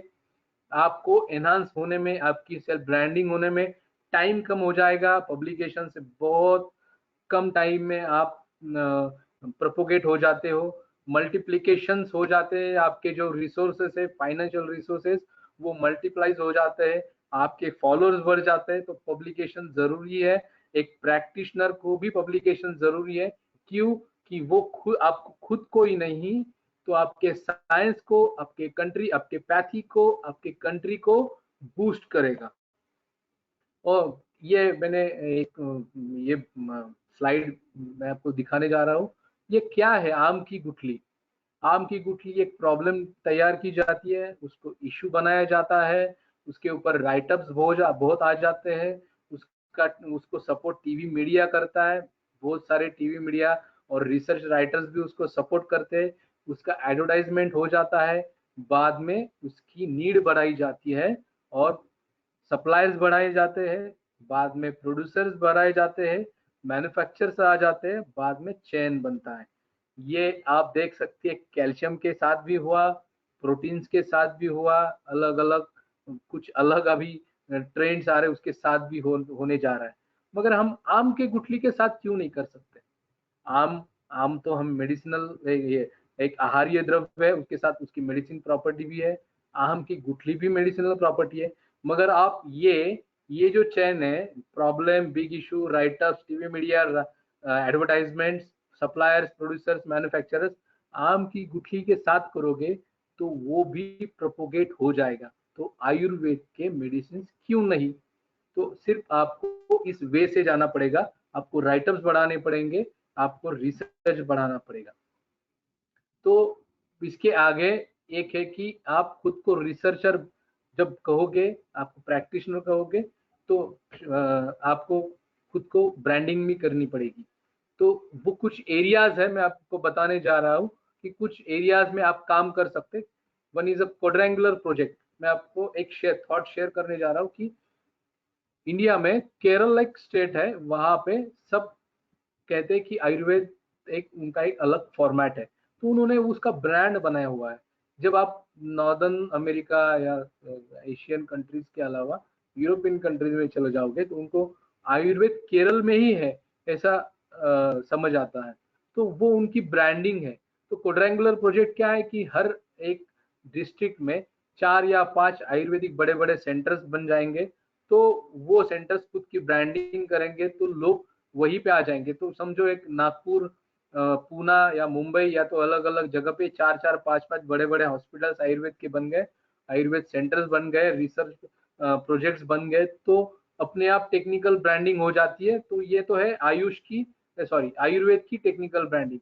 मगर हम क्या कर सकते हैं? तो एग्रो आयुर्वेद सेंटर्स खड़े कर सकते हैं, हमारे मैकेनिकल विंग खड़ी कर। मैकेनिकल विंग क्या है कि एक पंचकर्म की जो इंस्ट्रूमेंट है उसकी ही नहीं, मैंने आपको शेयर किया कि शतावरी की जो नाल है वो निकाली नहीं जा रही है, उसके लिए कुछ इंस्ट्रूमेंट्स नहीं है। छोटे छोटे प्रॉब्लम्स के लिए इंस्ट्रूमेंट बना सकते हैं आप। तो एक है कि अभी आपने देखा होगा कि कोविड-19 के लिए अलग अलग लोगों ने फेस शील्ड बनाई हुई है, मास्क बनते हैं। तो आयुर्वेद में तो कितने सारे इंस्ट्रूमेंट्स उन्होंने पहले से ही कहे हैं, तो उसकी डिमांड सप्लाई तो राइटअप रिसर्च सर जब लिखेंगे तो बढ़ जाएगी। मगर मैकेनिकल प्रोडक्शन भी बढ़ जाएगा। टूल्स है, कंसल्टिंग, अलग अलग कंसल्टिंग कर सकते हैं आप कि ये जो प्लांट बेसिस इंडस्ट्रीज है उसको आप कंसल्ट कर सकते हैं। आयुर्वेदिक पैरामेट्रिक, ये जो बॉटनी है, बॉटनी के जो लोग हैं तो उनको साथ लेके ही चलना है, मगर आयुर्वेद के कुछ पैरामीटर्स को भी आपको इंपॉर्टेंस देना होगा। कुछ प्रोसीजर्स है, विक्रम योगा आप ले सकते हैं। विक्रम योगा में योग को ही लिया हुआ है, मगर उनके वही उनको अलग तरीके से टेक्निकल योगा बना के वो खुद का ब्रांड बना रहे हैं। तो मैं आपको नहीं कह रहा हूँ कि आप वैसे जाए, मगर खुद का अलग आयुर्वेद के अलग अलग प्रैक्टिस के सिवा कुछ अलग अलग ब्रांडिंग हो जाए तो वो क्लब करके आयुर्वेद बनेगा। तो उसमें टेक्निकल ब्रांडिंग में क्या क्या आता है, तो एक रिसर्च विंग आती है, मैकेनिकल विंग आती है, अलग अलग टूल्स बनाने आता है, प्रोसीजर्स आती है, मेडिसिनल प्लांट्स के कुछ प्रोजेक्ट्स आते हैं, इंस्ट्रूमेंट्स के प्रोजेक्ट्स आते हैं। तो आपको पब्लिकेशन बहुत ही जरूरी है। Hello hello sir, Shrikant sir. Yes, you are audible, sir. Please go ahead. Sir, now I am turning to last session or last section of this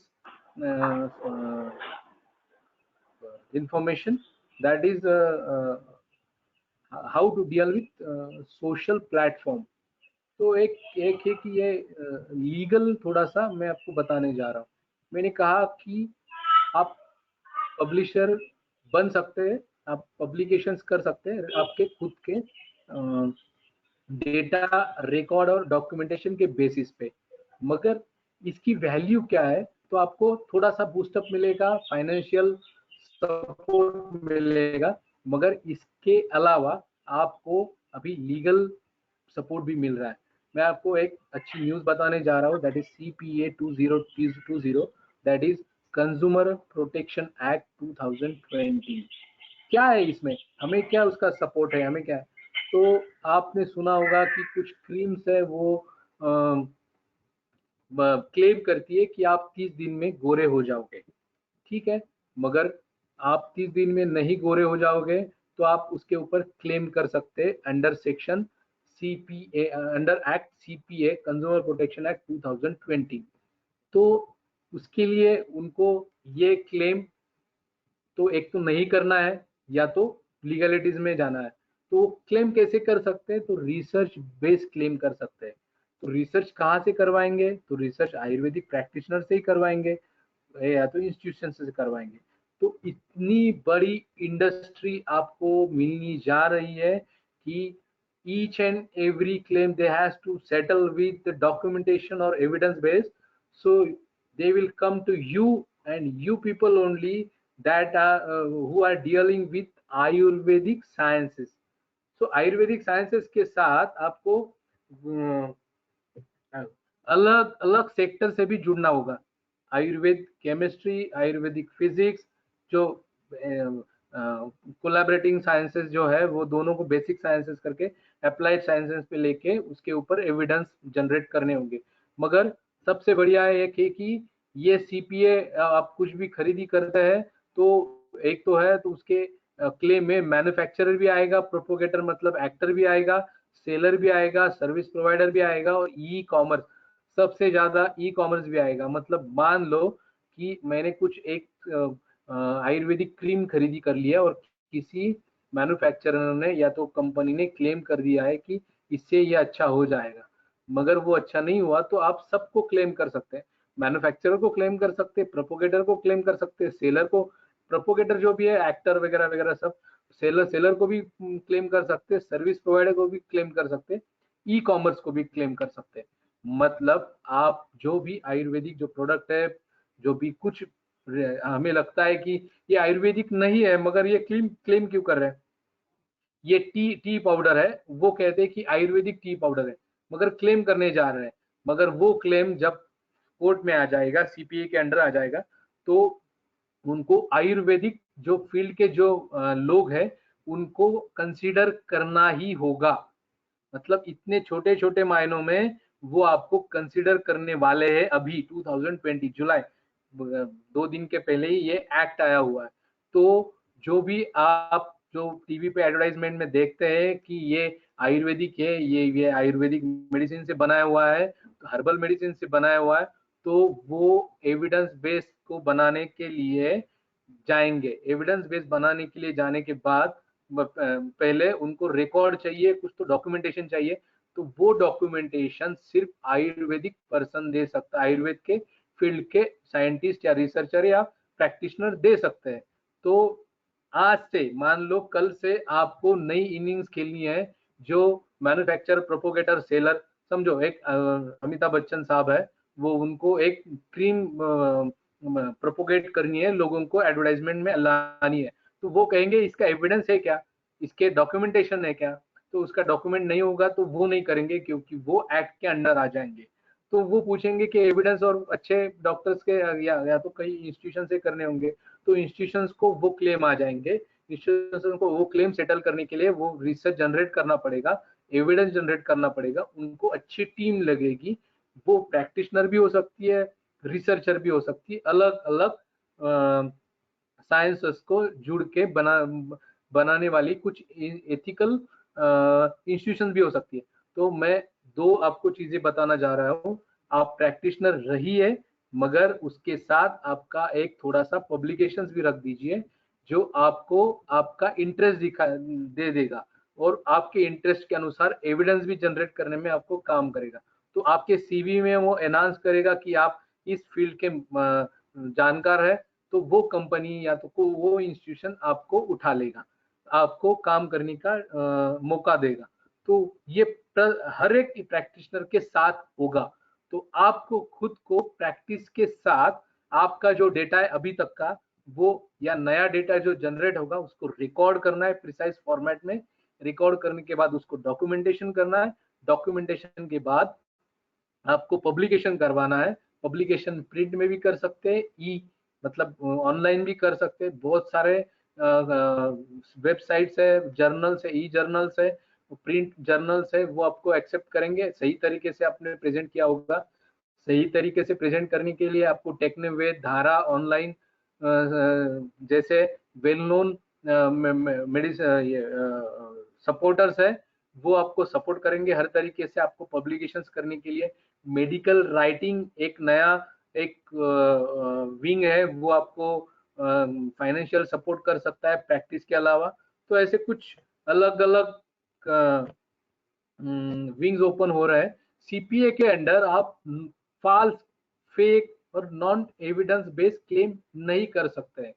तो ये जो हर एक क्लेम होगा, हर एक जो उनका प्रोडक्ट बेचने के लिए, सर्विस बेचने के लिए, गुड्स बेचने के लिए जो हर एक क्लेम होगा, वो जब भी आयुर्वेद से होगा तो आपकी सहायता ली जाएगी। मगर आप नहीं रेडी रहोगे तो वो किसी दूसरे के पास चली जाएगी। तो मेरी एक रिक्वेस्ट है to all Ayurvedic students from Ayurveda field, researcher from Ayurveda field और प्रैक्टिशनर, आयुर्वेदिक प्रैक्टिशनर, कि आप अपना डेटा छोटा हो बड़ा हो, 1 पेशेंट का हो, 20 पेशेंट का हो, 100 पेशेंट का हो, रिकॉर्ड कीजिए, यूनिफॉर्म रखिए, यूनिफॉर्म रिकॉर्ड रखिए, उसका डॉक्यूमेंटेशन रख लीजिए, कुछ इंस्टीट्यूशंस के पास जाइए, उसका पब्लिकेशन कर लीजिए, एविडेंस जनरेट हो जाएगा, प्रोपोगेशंस हो जाएगा, उसके एप्लीकेशंस हो जाएंगे। एप्लीकेशंस होने के बाद ही हम आयुर्वेद को लिफ्ट अप कर पाएंगे। और गूगल में कहीं पे भी आप आवर्त शब्द डालोगे तो मेंडेलीफ नहीं तो आपको पानी नहीं दिखाई देगा। तो आपको एक करना है कि आपको सिर्फ आयुर्वेदिक प्रैक्टिस एनहांस नहीं करनी है, Ayurvedic terms, Ayurvedic procedures, Ayurvedic tools, Ayurvedic managements, Ayurvedic infrastructure, Ayurvedic plant से, सब आयुर्वेद से। और एक ये है कि हमारे जो प्रेसिडेंट है उनका भी एक रिसर्च है, वो है फिजिक्स में, आयुर्वेद में। देखिए इंटरडिसिप्लिनरी रिसर्च भी अच्छे हो सकते हैं। वो कुछ ट्यूब्स वगैरह बनाने जा, बायोफिलामेंट्स बनाने जा रहे हैं आयुर्वेदिक भस्म के साथ। कल मैंने एक सुना था कि हमारे जो बैटरीज है, बैटरीज में भी आयुर्वेदिक भस्म बनाने यूज कर सकते हैं, ऐसे रिसर्च चल रहे हैं। आपने सुना होगा कि टाटा ने भी सिल्वर कोटेड बेस जो वाटर प्यूरिफायर बनाया हुआ है। तो इसके आगे जो भी आयुर्वेद के नाम पे क्लेम होगा तो वो आपको बूस्ट करेगा। आप रेडी रहने के लिए आपके पास जो भी डेटा है, थॉट है, साइंस है, इंफॉर्मेशन है, उसको प्लीज प्लीज पब्लिकेशंस में लेके आइए, प्रोपोगेशंस में लेके आइए। उसके बाद ही हम उसको एप्लीकेशंस कर पाएंगे और लोग उसको यूज करके ये साइंस को एनहांस कर सकते हैं। तो इसके साथ में ये सेशन स्टॉप करने जा रहा हूँ। इसके ऊपर कुछ क्वेश्चंस होंगे तो आप पूछ सकते हैं। Sir, doctor Shrikant sir, hello. Yes, sir. Yes, It's sir. over to you now. Yeah. Please ask to everyone that is there any questions or not? Thank you very much, Sachin sir, for your excellent session. Now, I would like to invite Dr. Sarang Deshpande sir and Dr. Nilesh Mahakal sir for question answer session.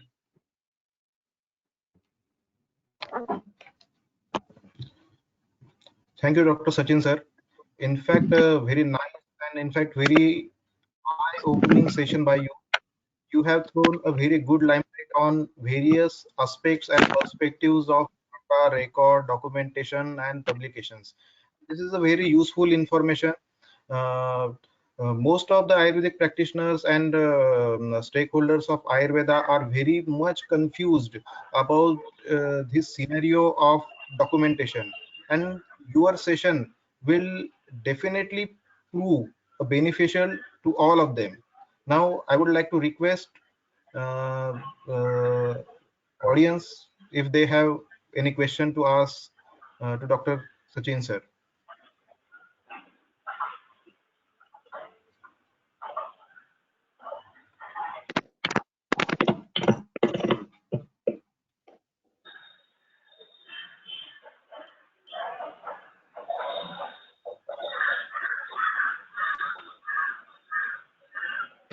So is there any question from audience?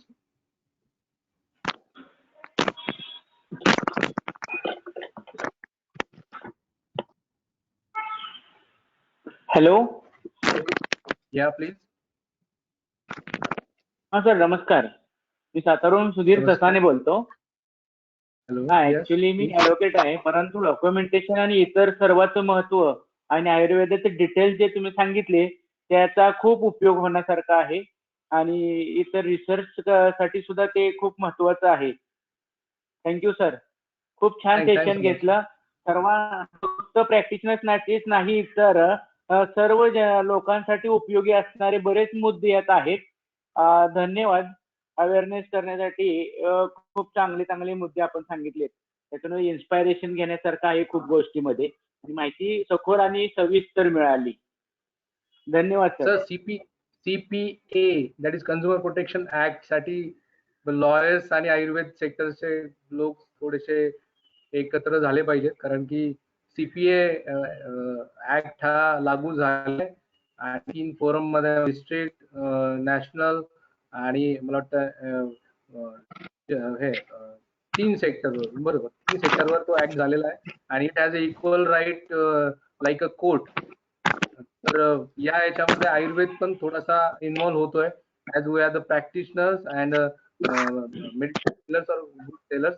तर तुमचे advocate खूप मार्गदर्शन लागेल आम्हाला. Yes sir, thanks a lot. त्या दृष्टीनेच मी बोललो की माहिती खूप छान मिळाली आणि हे जे नवीन ऍक्ट आहेत त्याच्याशी अपडेट राहणं खूप महत्वाचं आहे. याशिवाय व्यवसाय व्यवस्थित होऊ शकत नाही. तुमचं सुद्धा अभिनंदन आणि धन्यवाद सर की एक ऍडव्होकेटने हे सेशन पूर्ण अटेंड केलं आणि ही एक फार मोठी आणि पॉझिटिव्ह गोष्ट आहे इन टर्म्स ऑफ आयुर्वेद. आणि मुख्य मुद्दा हा आहे regarding documentation and publication. We are not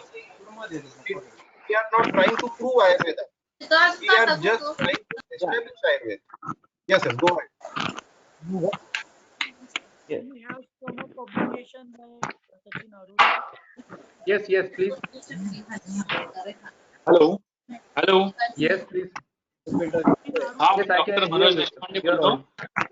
Yes, sir. Please, sir. हा आवाज येतोय का? Yes, sir. You are audible, sir. Please. हा नमस्ते, डॉक्टर सचिन अरू, doctor Sarang Deshpande. Yes, sir. Please. नमस्कार सर. हॅलो. हा नमस्कार. नमस्कार. हा एक फार वेगळा चांगला विषय तुम्ही आज घेतला, कारण काय की बरेच आता मी जवळजवळ 20-25 वर्षांपासून आयुर्वेदिक प्रॅक्टिस मध्ये आहे. तुम्ही म्हणता त्याप्रमाणे आपल्याकडे खूप चांगल्या चॅलेंजिंग केसेस बऱ्या होतात, परंतु त्याचं डॉक्युमेंटेशन होत नाही. तर ही गोष्ट अत्यंत खेदाची की त्याच्यामुळे आपल्याला रेकग्नेशन मिळत नाही आणि म्हणूनच आपण कोविड ट्रीटमेंटमध्ये एवढे आपल्याकडे चांगले फॉर्म्युलेशन असूनही आपण मागे राहिलो. तर तेच कारण आहे. तर त्याबद्दल सगळ्यात पहिलं तुमचं अभिनंदन की तुम्ही हा विषय निवडला. आणि मला एक याबद्दल मार्गदर्शन हवंय की तुम्ही आता ज्या काही या धारा म्हणा किंवा टेक्नो वेद म्हणा या ज्या संस्था सांगितल्यात, तर या अशा पद्धतीने प्रॅक्टिशनरना राईटअप कशा पद्धतीने सायंटिफिक प्रेझेंट करायचा यासाठी तुम्ही मदत करू शकता का? तर ही सर्व्हिस कशी राहील? हे काही पेड प्रॉडक्ट आहे का किंवा त्याचे प्रोफेशनल काही चार्जेस आहेत का? तर या संदर्भात माहिती दिली तर म्हणजे विषय नीट जास्त स्पष्ट होईल. धन्यवाद. सर, सुरुवात पहिल्यांदा थँक्स विषयाचं गांभीर्य ओळखल्याबद्दल. आणि आपण प्रॅक्टिशनर असून देखील आता रिसर्च मध्ये इंटरेस्टेड आहात, ते ऐकूनच छान वाटलं. कारण की सर्वजण म्हणतात की ते आपलं काम नाहीये आणि ऍक्च्युअली होतंय काय की आपल्याकडे एव्हिडन्सच जनरेट होत नाहीये. गेले कित्येक वर्ष आपण प्रॅक्टिस करतोय पण एव्हिडन्स जनरेट नसल्यामुळे आज पुन्हा एकदा आपल्याला क्लिनिकल ट्रायलसाठी जावं लागलं आणि एव्हिडन्स जनरेट करावं लागले. पण साधे प्रॅक्टिशनर हे समजू शकत नाही, ते फक्त म्हणतायत की आयुष कार्डच का द्यावा लागतोय XYZ ते आहे. पण आता तुम्ही जे सांगितलं, तर तुमच्याकडे जर डेटा असेल तर तो डेटा तुम्ही ई-जर्नल्स किंवा प्रिंट जर्नल्स मध्ये पब्लिश करू शकता. याच्यासाठी I would like to hello shift to doctor Sarang sir.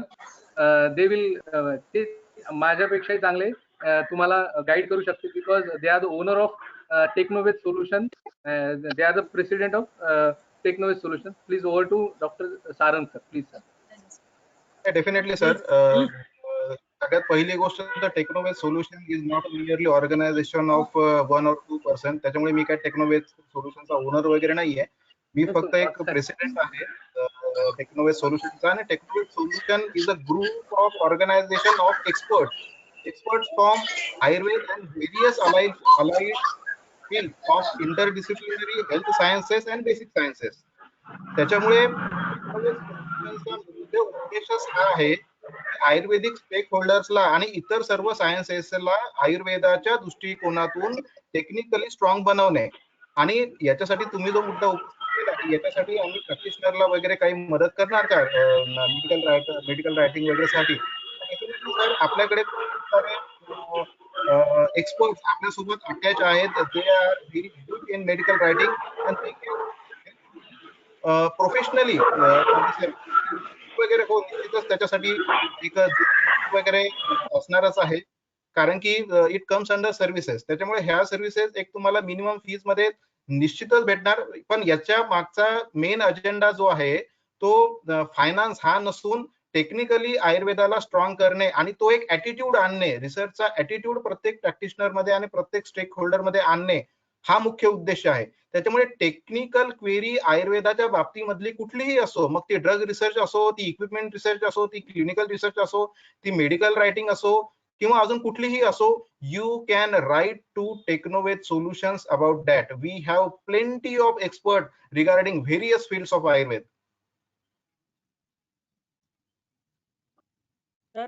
Sir माझा एक प्रश्न आहे की सचिन आरू सरांचे काही पब्लिकेशन किंवा काही झाले असतील तर ते त्याची लिंक वगैरे काही शेअर होऊ शकेल का? Whether you charge for that, Sarang sir? Yes sir. Please share your contact details also, and I want to know whether this is a chargeable service or is the free of charge service like that. ही chargeable service राहणार आहे sir, पण chargeable service with respect to expert राहणार आहे. म्हणजे एक टेक्नोवेद सोल्युशन्सच या services देणार आहे, पण on behalf of Technoved solutions various experts लोक ही सर्व्हिसेस तुम्हाला देणार आहे. त्याच्यामुळे जे काही चार्जेस वगैरे राहणार आहेत ते त्या एक्सपर्टचे राहणार आहेत. तिथे एक्सपर्टचे राहणार आहेत, नॉट फॉर टेक्नोवेज सोल्युशन. ते एक्सपर्टचे राहणार आहेत आणि ते मिनिमम चार्जेस राहणार आहे. टेक्नोवेज फक्त या गोष्टीला ऑर्गनाइज करून देण्यामध्ये मदत करते आहे. म्हणजे तुम्ही त्या एक्सपर्ट पर्यंत पोहोचणे आणि एक्सपर्ट तुमच्यापर्यंत पोहोचणे या दोघांच्या मधला दुवा म्हणजे टेक्नोवेज सोल्युशन आहे. नाही, बरोबर आहे तुम्ही म्हणता ते. कसं की बऱ्याचदा प्रॅक्टिशनरना या गोष्टीचं ओरिएंटेशन नसतं, कारण म्हणजे लिखाण कसं करायचं, ते मांडायचं कसं, आणि दुसरं असतं ते म्हणजे वेळ. तर हे दोन्ही कन्स्ट्रेंट तुम्ही ऍड्रेस केलेले आहेत, ही खूप चांगली गोष्ट आहे.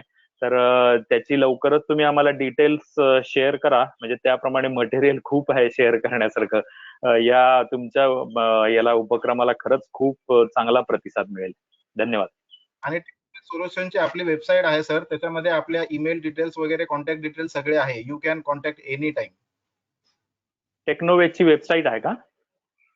टेक्नोवेज सोल्युशन्स technovezsolutions.com. चॅट बॉक्स मध्ये प्लीज शेअर करा ना ते त्याचे details. Oh, sure. Shrikant sir please करून द्या. Oh, sir, we have got a question from Dr. Pranali also. She has to ask that can we start making evidence of each patient coming to OPD in hospital with influenza under COVID in broad spectrum, because of the regular basis we just ignore the basic symptoms? No. Hello, am I audible? Yes, sir. Yes, sir. Please go ahead. We cannot make every patient's record as a case study record, because for the publication of case study record there is one strict regulations that the case should be newer one to the world, or it should be newer case to that pathy also. So COVID-19 is neopathy, but influenza is not a newer disease to world. So you can make a documentation of COVID-19 patients record, but not for the influenza patients record. You can publish. Hello, you can make a publication of influenza patients record, but it should be that patient should have another symptoms or anything newer kind of treatment. If you are given newer treatment to that patient, you can make that document as a make that record as a document, but you can publicize that. You can make a publications of in COVID patient with Ayurvedic treatment.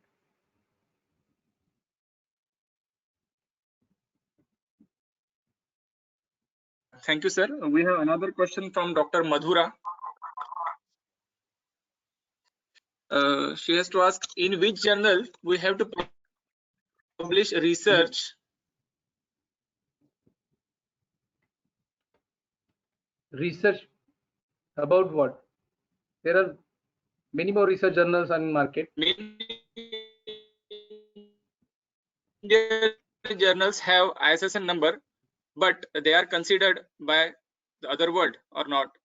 Only should be our. First of all, don't start with the ISSN number journal. Sorry, sir. Because first of all, if you are hello. हा बोला. Hello.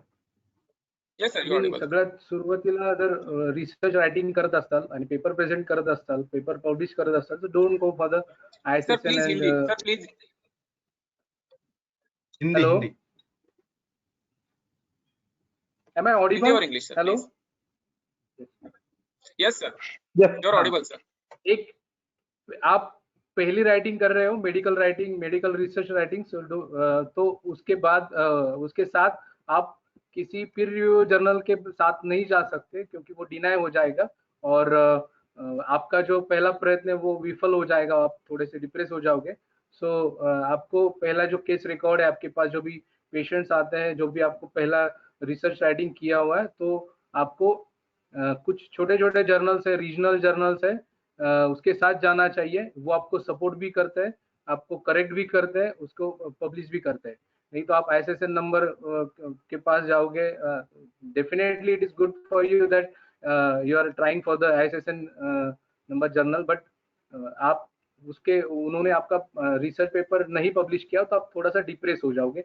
वही होता है कि जब पहले लोग first try करते हैं तो अच्छे जर्नल में जाना चाहिए, ऐसे ही जर्नल में जाना चाहिए, तो ऐसे ही होनी चाहिए, तो ट्राई करते हैं मगर वो एक्सेप्ट नहीं करते, टाइम लेते हैं तो डिप्रेस हो जाते हैं। तो first of all you start with newer journals, जो भी रीजनल जर्नल्स है, प्रिंट मीडिया के प्रिंट जर्नल्स है, उनके साथ जाइए तो आपको थोड़ा सा रिसर्च राइटिंग की यूज टू हो जाओगे। बाद में you can go with the ISSN number journals. Got it? Or I have to explain more? Yes, sir. Thank you. Mathura ma'am, और एक क्वेश्चन था सर कि आजकल लोग जो है ना ये social media platform like Facebook, WhatsApp, इसके ऊपर बहुत एक्सप्रेस हो रहे हैं। उधर पेशेंट का डाटा डालते हैं, ये ट्रीटमेंट हमने दी, इससे कोविड पेशेंट ठीक ये हो गया। तो how it is good for holistic Ayurveda and establishing of Ayurveda? See, इसके साथ ये जो हो रहा है उसके साथ मैं एक एविडेंस आपको बताने जा रहा हूँ कि एक है कि वैक्सीन की ट्रायल्स भी चल रही है, मगर ऑक्सफोर्ड ने या तो कुछ इंस्टीट्यूशंस ने उनका जो पॉजिटिव डेटा है वो कहीं पे भी प्रिंट मीडिया में नहीं दिया, उन्होंने लैंसेट या जर्नल्स में ही पब्लिश किया हुआ है। तो वो कहीं पे भी आप प्रिंट मीडिया में डाल सकते थे और लोगों के कनेक्ट हो सकते थे, मगर ऐसा रिसर्च में नहीं होता है। तो आयुर्वेद के जो फॉलोअर्स है, आयुर्वेद के जो रिसर्च वर्कर है, प्रैक्टिशनर है, तो उनका जो डेटा है वो please you don't put that data on the social media platform, you should go bye research way only, because आपका जो डेटा है वो लीक हो जाएगा, उसका वैल्यू नहीं होती है। जो अदर साइंसेस के जो लोग हैं वो थोड़ा सा समझ जाते हैं कि ये ऐसे कैसे पब्लिश कर सकते हैं। तो आपको अपने पेशेंट का डेटा सोशल प्लेटफॉर्म में नहीं लाना चाहिए, आपको वो डेटा रिकॉर्ड करके डॉक्यूमेंट करके पब्लिकेशंस में लाना चाहिए।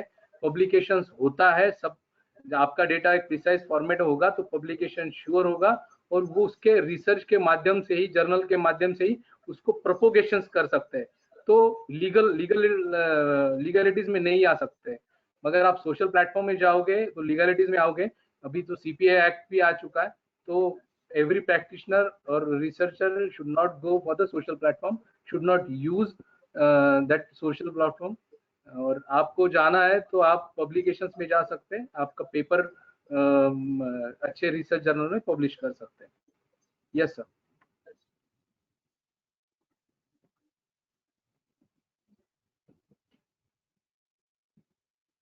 Hello, is there any question? और एक है कि ये जो हम जो कोविड पेशेंट ट्रीट करते हैं, तो मैंने कोविड इतने पेशेंट ट्रीट किए, उनको ये ट्रीटमेंट दिया था, तो ट्रीटमेंट भी आप क्लेम नहीं कर सकते क्योंकि वो एविडेंस बेस्ड नहीं है। ट्रीटमेंट को आपको सोशल प्लेटफॉर्म में ओपन नहीं करना चाहिए, और ये पेशेंट का डेटा तो आप ओपन बिल्कुल नहीं कर सकते, लीगल मैटर, कंसेंट नहीं होता है, प्रॉपर कंसेंट वगैरह होनी चाहिए होती है। आप सोशल प्लेटफॉर्म में लेकर जाओगे तो वो रिसर्च में उसको कन्वर्ट नहीं कर सकते। तो रिसर्च में कन्वर्ट करने के लिए आपको पब्लिकेशन की जरूरत होनी ही होगी, उसके बाद ही पीर रिव्यू होगा, अदर साइंटिस्ट आपको कंसीडर करेंगे, उसके ऊपर डिस्कशन होगा, तो उसके बाद ही आपका प्रोपोगेशन हो जाएगा। Please sir, any other question? हाँ, मुझे एक सवाल है doctor Sachin sir. Yes sir. हाँ, और एक अभी क्या कर रहे हैं, आप बोल रहे हैं कि जैसे कि काफी मात्रा में वैद्य इसके ऊपर काम कर रहे हैं, रिजल्ट्स तो अच्छे आ रहे हैं, ऐसे नहीं है कि रिजल्ट नहीं आ रहे, बहुत hundreds ऑफ केसेस के बारे में सब रिसर्च लोग दवाई दे रहे हैं, पेशेंट अच्छे ठीक हो रहे हैं, पर unless and until it is documented with evidence you can not be accepted by medical fraternity. तो इसके लिए क्लिनिकल रिसर्च या क्लिनिकल ट्रायल करने के लिए भी टेक्नोवेद कुछ हेल्प कर सकता है, तो उसके बारे में कुछ आप प्रकाश डालेंगे तो ठीक रहेगा। Definitely, sir. We have certain MOUs with different CROs and different organizations, different academic institutions, and all such stuff things. if any practitioner or any institution is interested to do clinical research, we will definitely help them in terms of all regulatory aspects also, and in terms of all practical aspects also. You are always welcome. Okay, okay. These CROs are with from Pune also or from Nagpur? All over. Some CROs are from MP, some CROs are from Pune, some CROs are from Nagpur also. We have 4 to 5 CROs with us, and according to the region where you yourself want to conduct your research, and which area is feasible for your research, according to that scenario we decide with which CRO you should go, or which we should suggest you for. Okay, okay. And if I go for clinical trial and I face a discussion with ethical committee and some questions are arised, then to fulfill that queries, can Technovision help us? Definitely, sir. Definitely. And we ourselves help some government trials also to fulfill their ethical queries regarding drug standardization. Or is there any examination? Is there any example apart from Patanjali that a standard clinical trial has been conducted by in any Ayurvedic institute or individual level, and that clinical trial is going on? Are you having a record of such kind of clinical trial? Is there any clinical trial going on? Dr. Sachin is well aware of it. Dr. Sachin, you should answer this question. There are multiple trials from Ayurveda going on, but we cannot disclose the information about that trials because it is now in conduction phase. So yes, previously we were deal with multiple national and international trials, Ayurvedic clinical trials. So we have data of that trial. We can share that data. No, just with specifically with related to COVID that I am asking. COVID. I know that, but right now we are also dealing with multiple clinical trials regarding Ayurveda, but we cannot disclose that information No, that's okay. That's okay. I just want to know whether the some individual efforts are going or not. Yes. And, Sure. and regarding fundraising or sponsorship also, because this clinical trial is an expensive thing. So the sponsorship is very difficult, and on individual level, it's quite difficult to run a clinical trial on his own expenses. So, is there any source of having sponsorship from any pharma company or from Ayush department? Right now, there are more than 17 Ayurvedic clinical trials are recruitment phase. So it is a happy movement for the Ayurveda field. But for the funding issues, you can go to the private fundraiser. And second, in that case, if you are subject or medicines and very rational to COVID or anything, whatever you have decided, then CSIR, Ayush, and CCRS can help for the funding also. Okay. Thank you. Any issue arises, then I will let you know. Yes. Thank you. I think more than 2 trials are in a third phase of clinical trial. So you will come to know in short time that one trial from Ayurveda has been completed.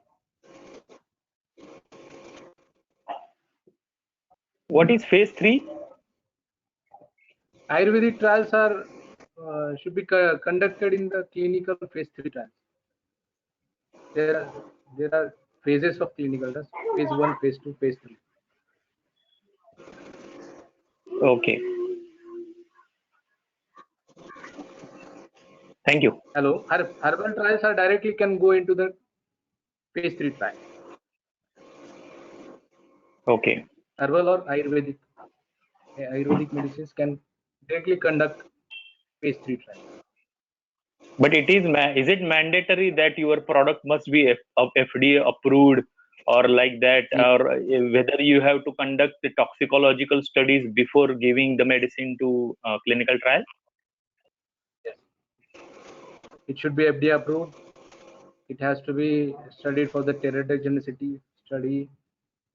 Lot more things are dependent to ethical committee also, sir. Some ethical committee permits clinical trial without FDA approvals, or some ethical committees are very stringent with the FDA approvals. It depends on the attitude of that particular ethical committee. And toxicological study also depend on the opinion of ethical study, whether they should demand or not. No, you should strictly follow some rules according to DNC Act. If there is some toxic material in your formulation, then you have it is must to conduct toxicity studies.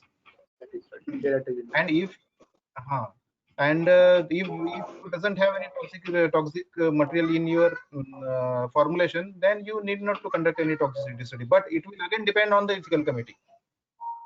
Okay. And one more important question: whether independent, that means standalone clinical trials are also permitted and going on, or we have to take only adjuvant approach along with the regular treatment protocol? That depends on the disease, incident rate. There are multiple. But according to Ayush guidelines, we can go standalone also. But that institute should be ready to take the risk. That is my opinion. That depends on the particular ethical committee. Please. And standalone treatments clinical trials are also going on, or only adjuvant are going on? Standalones are also going on. Also going on. Okay. One therapy, yes. One Ayurvedic treatment, medicine, and COVID-19. Okay. Then it is possible only at Ayurvedic Institute, I think, because private allopathic medical college will not entertain or will not take risk with only. That's the story. But there are some criteria. The patient should be from mild. Yeah. Please. Yes, and main sir thinking ये है कि you are talking about very broad perspectives of clinical trials and all that. Basic हमारा इस session का उद्देश्य ये है कि you should have developed at least a attitude of research. At least an attitude. You should publish your case studies. You should publish your 10, 20, 30 patients data. At least attitude should be there. वो ethical committee का approval, peer reviewed publications, scopus and all that all comes after. First, you need to just develop your attitude of research. No, I am trying very hard. I am trying very hard to start my clinical study. That's why asking some queries that I am facing. You are always welcome. The main aim of today's session is that to know about what is data, what is record, what is document, and its publications for the researcher point of view or for the practitioner point of view. See, ये बहुत ही important आपका session हो गया, क्योंकि ये समझ में आ गया लोगों को ये कितना करना जरूरी है. अनलेस एंड अनटिल हम ये नहीं करेंगे तो आगे जाके कितना भी काम करके भी रिकॉग्निशन कुछ भी नहीं होगा. हम खाली बोलते रहते हैं कि गवर्नमेंट हमको कोविड में इन्वॉल्व नहीं करता, ऐसा है. और ये अभी डिबेट का ये अभी डिबेट का सब्जेक्ट ही नहीं है. ये आयुष करेगा. प्रोटोकॉल ये पहले कहा जाता था कि आयुष करेगा, आईसीएमआर करेगा, सीसीआईएम का काम है, सीसीआरएस का काम है. ये हमारा प्रैक्टिशनर का काम नहीं है. तो एविडेंस, डेटा, रिकॉर्ड तो प्रैक्टिशनर के पास ही होता है ना. इसलिए they should also know, they should also aware about what is data, record and documentation, publications, what is the research. So that's why today's session is for that. Over to you, Dr. Shrikant. we are running very much out of time. Dr. Shrikant, please conclude. Yes, thank you, sir. Now I would like to announce the next 2 sessions, which will be going in the month of August.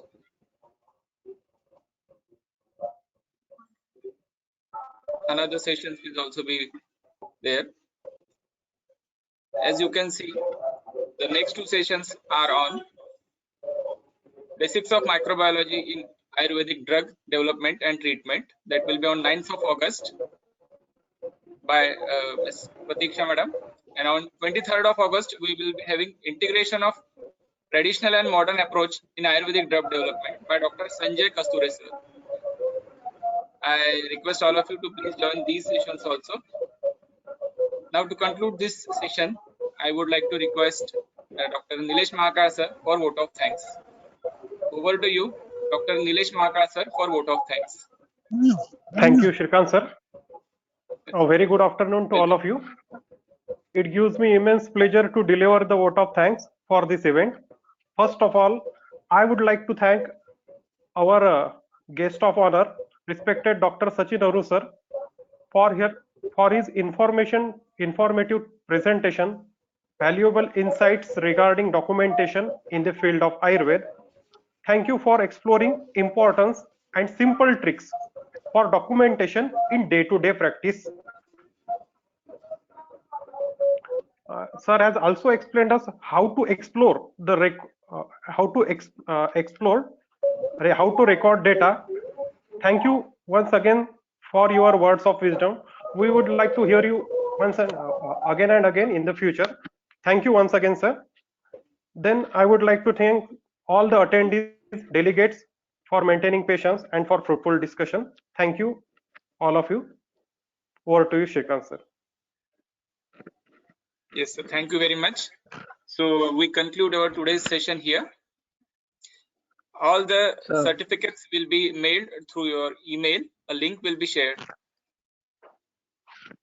Thanks once again for patience hearing, and thanks to Technovate Solutions for giving me chance to deliver my lecture and sharing my information. Thanks a lot. Have a nice day, sir. Thank you. Welcome. Thank you very much, sir.